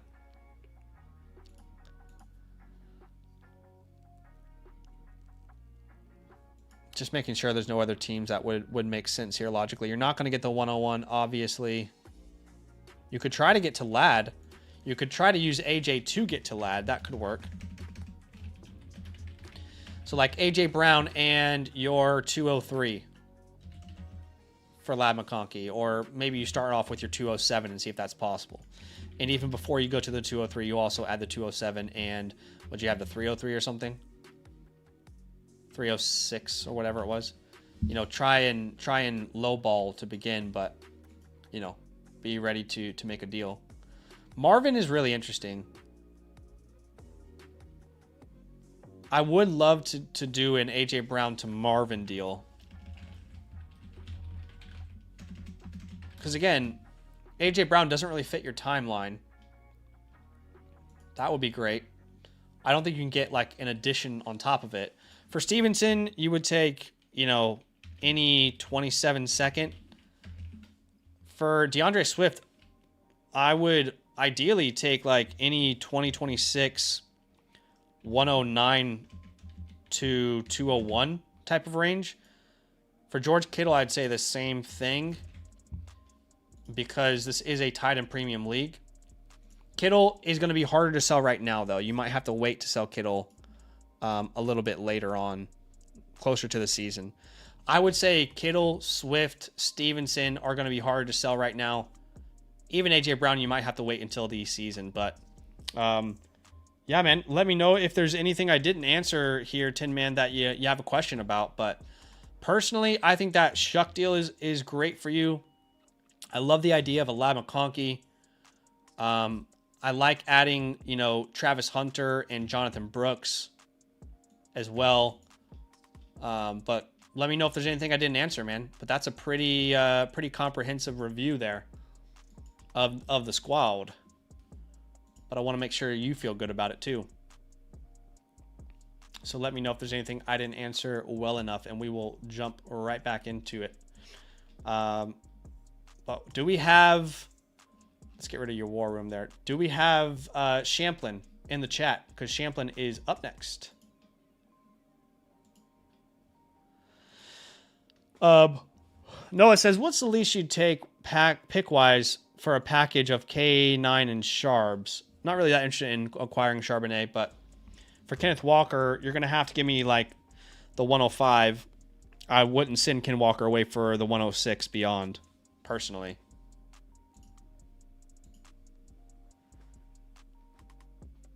I see Cryptic Rocket here in the DMs as well.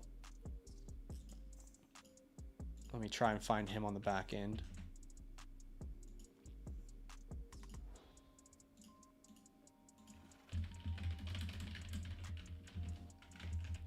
Cryptic Rocket, vouchers in your account, my friend. All right. I assume Tin Man's okay. Let me know if you have any final questions there, my man. What's up, Noah? We're creating trade ideas for people who get team reviews from your boy. All right, I don't wish I died in real life. I remember when your username was wish you died.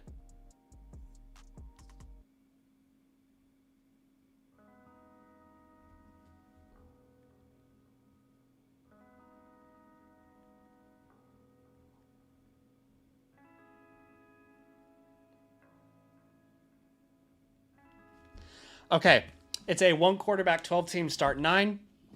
He says other receivers are Nico, J-Mo, Besh, Franklin, and Besh again. So he's duplicated Jack Besh.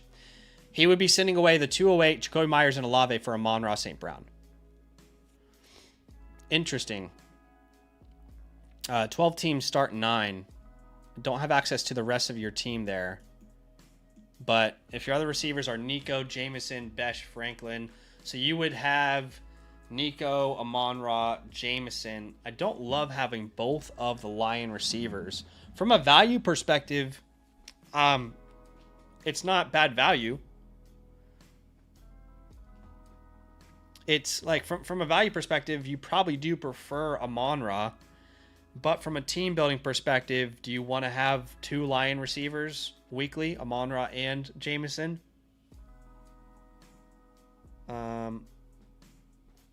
I'm indifferent. I'm honestly indifferent. Tunchi says, take Amon-Ra and flip him or J-Mo. Yeah, you could do that. That's fair. Yeah, I mean, look, from like an overall value perspective, yeah, it's not... They're actually the same age. That's crazy. Olave and Amon-Ra, oh, they're not the same age, but they're only like half a year apart. Yeah, I mean, I would be comfortable to pay a Myers and a 2.8 to get to Amon-Ra. Yeah, I don't know what I'm talking about. We'll take Amon-Ra there, and then we'll flip either Amon-Ra or Jameson after that. I mean, we just went through our wide receiver rankings just now. But if you flip Amon-Ra, you know, can you flip him for a Neighbors? Can you flip him for a, you know, can you turn him into Puka or JSN or Chase? Yeah, I'm pretty indifferent.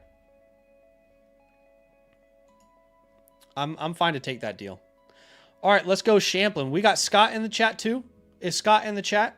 Because if Scott's here, I can do Scott's now. Let me know if Shamlin or Scott are here. But I like the deal, Wish I Died. And I'm glad that you don't wish you died. Okay. Let's go with Champlin unless I hear from old mate here. You know what's weird is I had a review from Mr. Worldwide. I'm confused why it's not there anymore.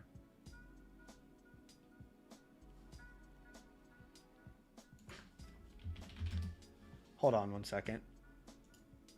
I had another review and it's not here anymore. I'm confused why that would be the case.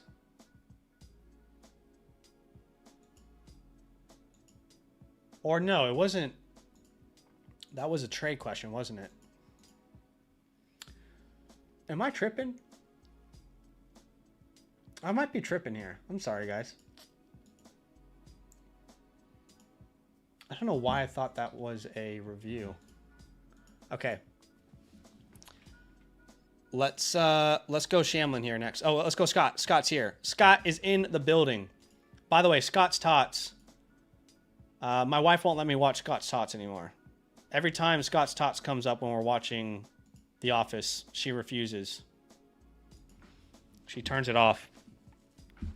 I'm like, all right. So I never get to watch Scott's Tots anymore. All right, Scott. Let's have a look at the squad. It's a Superflex Start 10, which, if I'm not mistaken, that is exactly what we just reviewed. Sorry, guys. It's super hot where I am right now.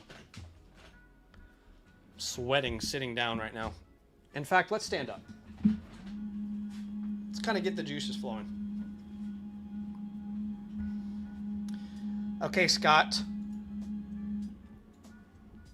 Superflex Start 10, which is our middle ground. And yeah, let's jump in here. So Scott says, this is an orphan that I took on when I got in. I traded Nico for Walker, Nico and Walker. Not sure what to do from here with this team. Not horrible, not great either. Old tight ends in tight end premium, and depth isn't normally where I like it. 102 is a saving grace for another flex piece, question mark. So your team name is Scott as well, and your team rank is last. You're last in a 10-team league here. Okay, so let's have a look. The site's got your quarterbacks at 3, your running backs at 7, your receivers at 9, and your tight ends at 9. You have the 102 and the 103. Is that right? You don't have your first and 27? Don't love that. Because you really don't have an option but competing if that's the case. But to compete properly. English there. Yeah. That's unfortunate, man. We might have to compete with this roster even if we don't want to. Draft capital to grade, I'm going to give you a B- because you don't have a first and 27, but you do have that 102. So, okay, so in a start 10, you're starting Daniels and Darnold. Don't love your quarterback 2 there, but there's enough to hold off. Bucky and Ken, hope they both stay healthy because your depth is not great after that. Nico and AJ. Mark Andrews, I guess. Then you're flexing. You hope Michael Wilson's that guy. You hope DJ goes somewhere, whatever you have at the 102. Oh, boy. You're in a tough spot here, man. I mean, if this was a 12-team league, I would say you're in a tough spot, but you're in a 10-team league. Let's look at who you're competing against. I mean, how are you supposed to compete against some of these squads, man? Who has your 27 first? I kind of like, have you tried to get your 27 first back? That's where I would probably prefer to go, but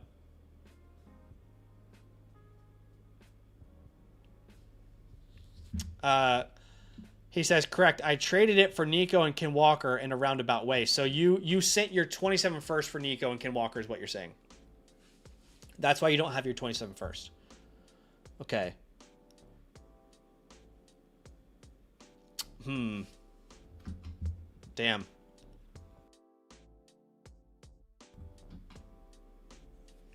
I mean, look, like, if you actually sent a 27 first for both Ken Walker and Nico, that's a pretty good deal. I can't really like blame you too much for that. Like, overall, that's pretty good value. But it's just you don't have really much flexibility. Have you tried to trade for it back?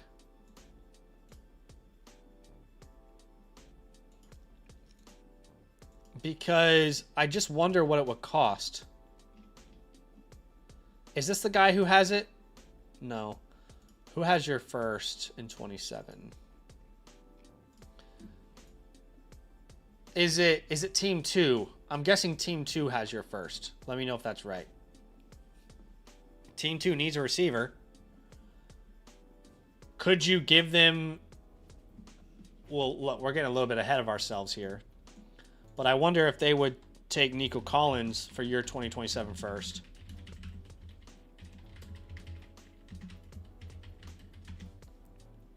Do you think Alex would give you your 27 first for Nico Collins? Do you think he would do that? Anyway. Overall team grade, I got to be honest, it's not a very good team. I got to be honest with you. This is probably D+ category. I'm sorry. I'm just being honest. You said he traded you Nico, but you said in a roundabout way. So I didn't know what you meant by that.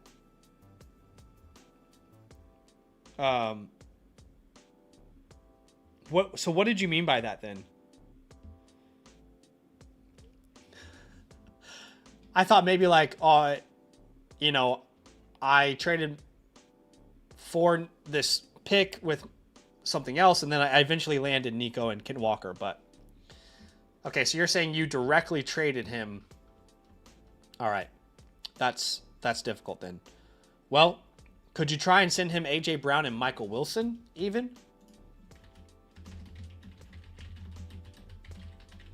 Like, do you think that would get his interest for your 27 first? Because, to be fair, his team is good. It just needs wide receivers.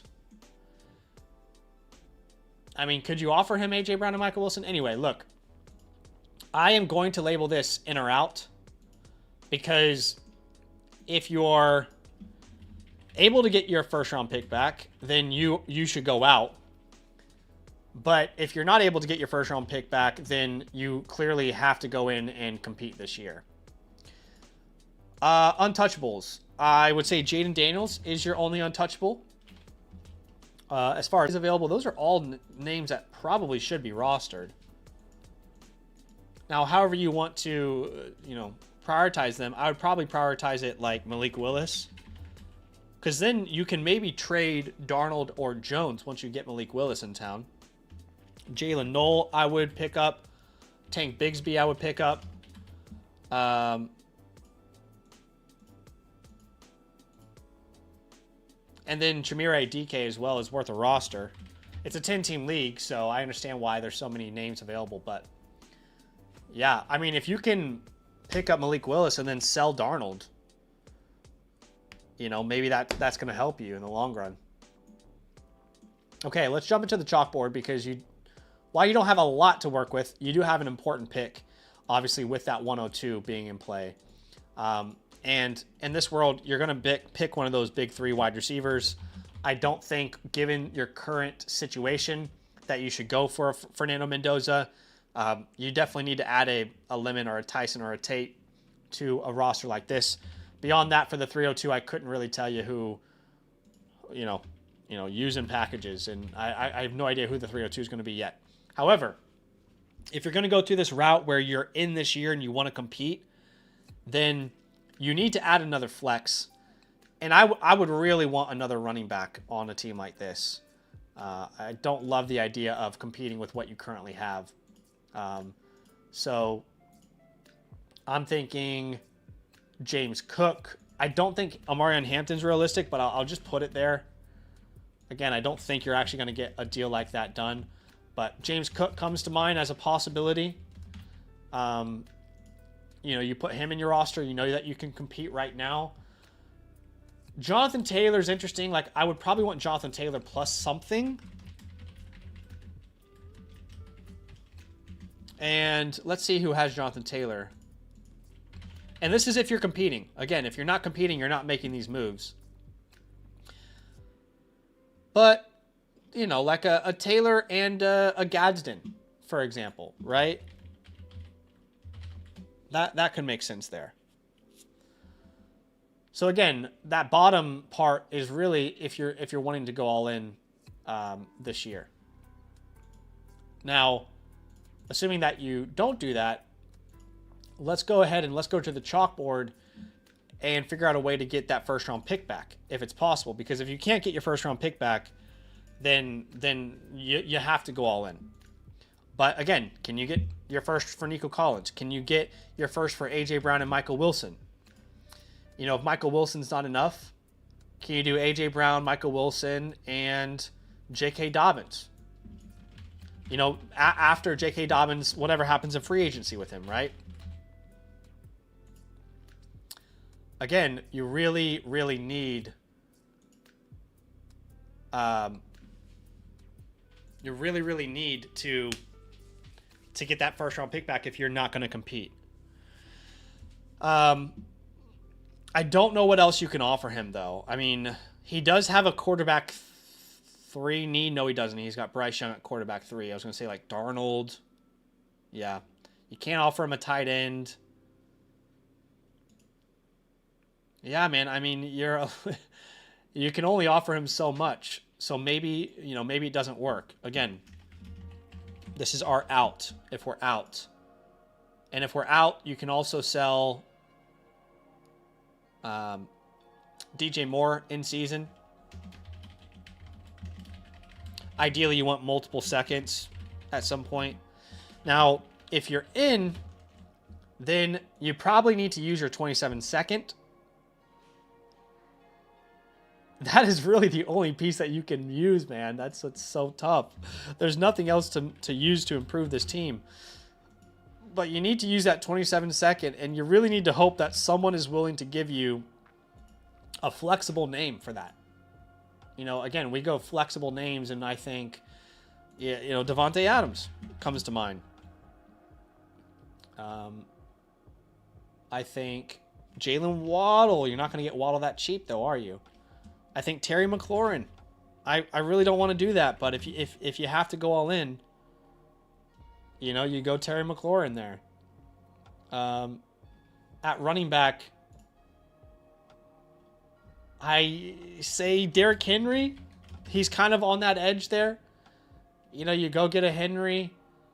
I don't think you can get an ETN, but I'll just say if it's possible, maybe your second and your third. At least if you have to compete, you add an ETN, then at least you have an actual flex, right? Because you'd have Daniels, one of those quarterbacks, Bucky, Ken, Nico, AJ, Mark. God, that sucks for Mark. But then you're flexing Michael Wilson, whoever you have at the 102, and Travis Etienne. So you're not relying on DJ, Caleb, JK, Blake, right? Like, at least you've got something there. I'm sorry this is not more positive, but I think you're just in a tough position now. But that's a pretty detailed, laid out plan of either way. He says, if I'm out, what am I doing with Bucky? If you're out, Bucky is the player I would sell in season. Yeah. I wouldn't sell him right now. I'd sell him in season. Running backs who, are the RB1 of their team, the workhorse, which I think he will be again this year, coming back from the injury, having the shoulder surgery, they're always going to be more valuable in season than in February, where we are today right now. So, yeah, I 100% would say he's a hold if that's the case. Any questions from me, Scott? Any final questions before I go on to our next review here? But I hope it's helpful. I hope it's helpful.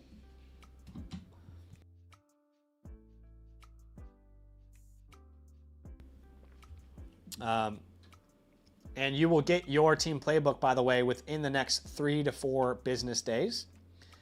So just be kind of on the lookout in that message system on the Flock site, and we'll make sure and get it to you as soon as we can, my friend. But I am going to probably get into our last one of the day. Again, you guys can submit a team playbook if you'd like. I've got availability tonight to review your Dynasty team. If you want a playbook, you want me to give some customized trade ideas for your Dynasty roster, easiest way to go about getting that is becoming a promo code LAND annual Mother Flocker member.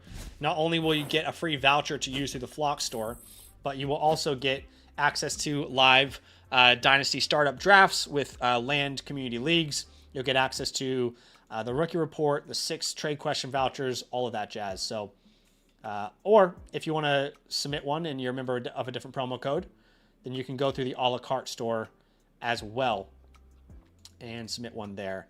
He says, thanks for the honest opinion.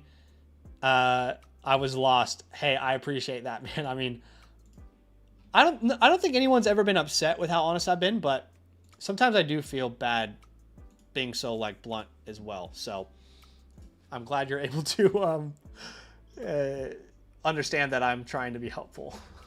All right, let's jump into Champlin. What's up, Champlin? If you're in the building, let me know. This is a Superflex Start 11. Sheesh.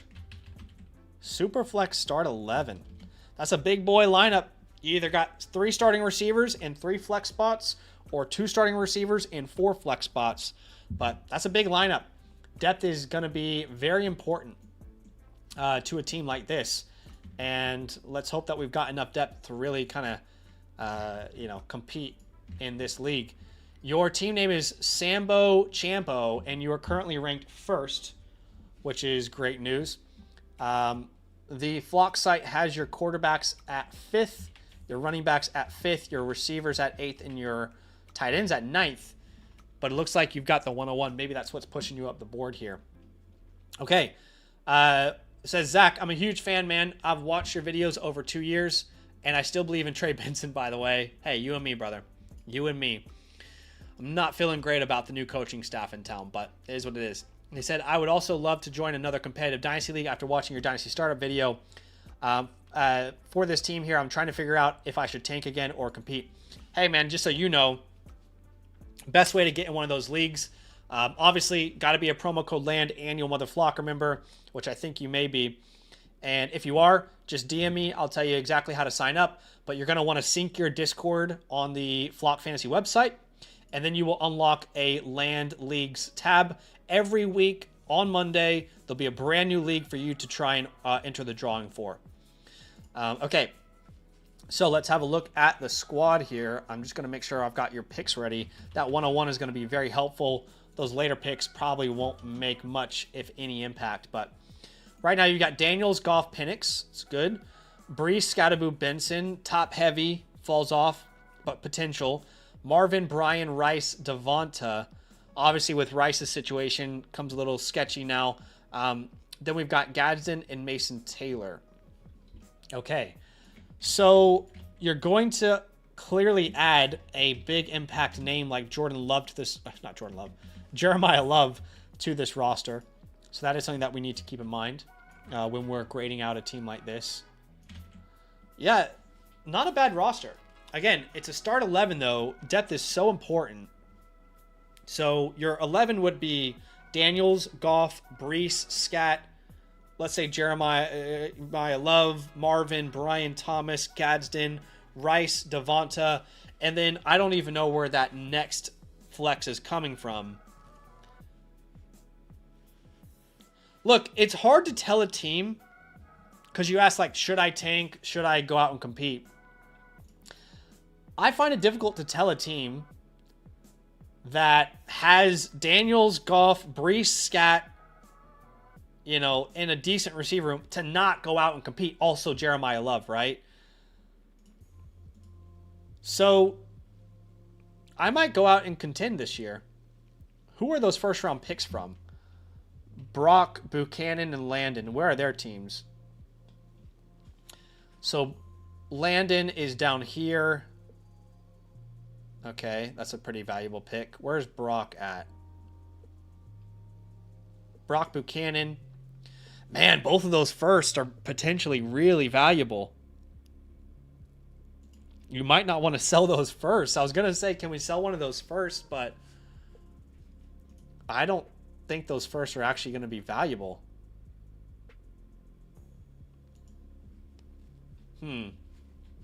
Okay, let's just think through this logically. Okay, draft capital grade as of today, I would say I'll give you a solid A- with the 101 and those multiple 2027 first. Overall team grade as of today, it's a solid team. I'd say B+. And I'm going to say you're a sleeper. I'm going to say you're a sleeper team this year. Couple moves, and I could see you being right in the mix here, my friend, with this team. But I definitely think you can compete. Untouchables would be Jaden Daniels and the 101. Holds would be Benson, Brooks. I mean, if either Jonathan Brooks or Trey Benson become valuable, that's really going to help. Pat Bryant as well. If Pat Bryant can stay healthy, he could be really helpful for you as you're trying to break out here. Like at this point, I would probably hold Michael Penix just because you need a quarterback 3, and he's not really worth that much anyway if you were to try and sell him.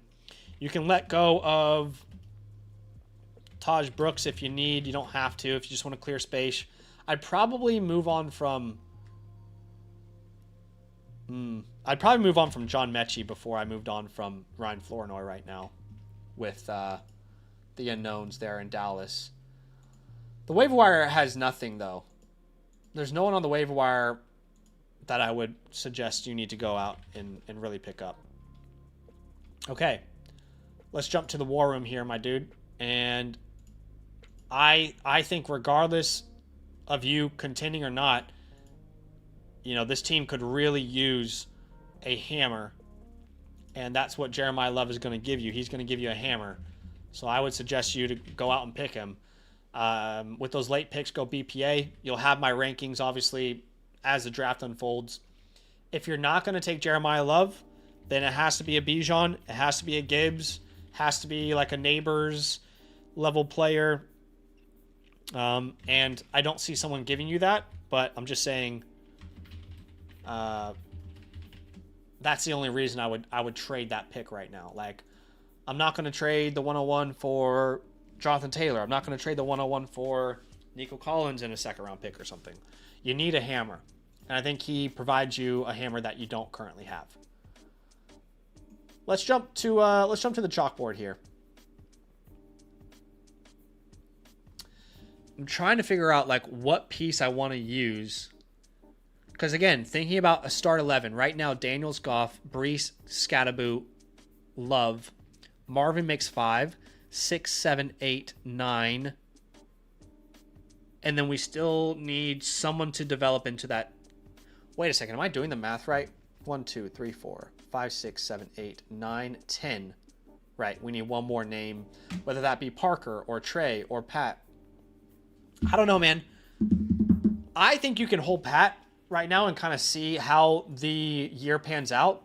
I don't think you need to be desperately moving any of these 27 firsts. In fact, the first that you should not move are the 2 that you own that aren't yours, because those teams are not good, and I think those picks could be very valuable. So I would not be moving them.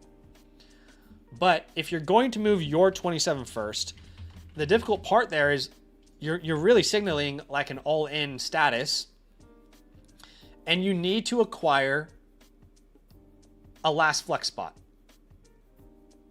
I'm not even sure how much we can trust Gadsden. So I definitely lean towards this idea of going into the season with what you have, seeing if someone can develop Benson, Brooks, Bryant, Parker, and remaining flexible. Like that's what I would really prefer for you to do. However, if you're not going to do that and you want to use your 27 first to go all in, let's think of some names that could make sense to send that first for. So, like a Breece Hall. You already have Breece Hall? You already have Breece Hall, right? A Bucky Irving, right? He could be a great last flex spot. I would say a Chase Brown could make sense. A Ken Walker could make sense. I'm a little iffy on Ken Walker there. This is definitely like Scatterboo range, but you already have a Scatterboo. Garrett Wilson comes to mind. Chris Olave, you might have to pay a little bit on top of Olave. T. Higgins, right? I don't really want to do this for an A.J. Brown. I don't want to do this for a Brian Thomas right now with the unknowns. So the list isn't really that big. Shoot, Nico Collins. I'm not the biggest Nico Collins guy, but he could also make sense. You've already got Brian Thomas on the team. I mean, if you can buy low on Justin Jefferson, that would be actually awesome. If you can send like your first and your second.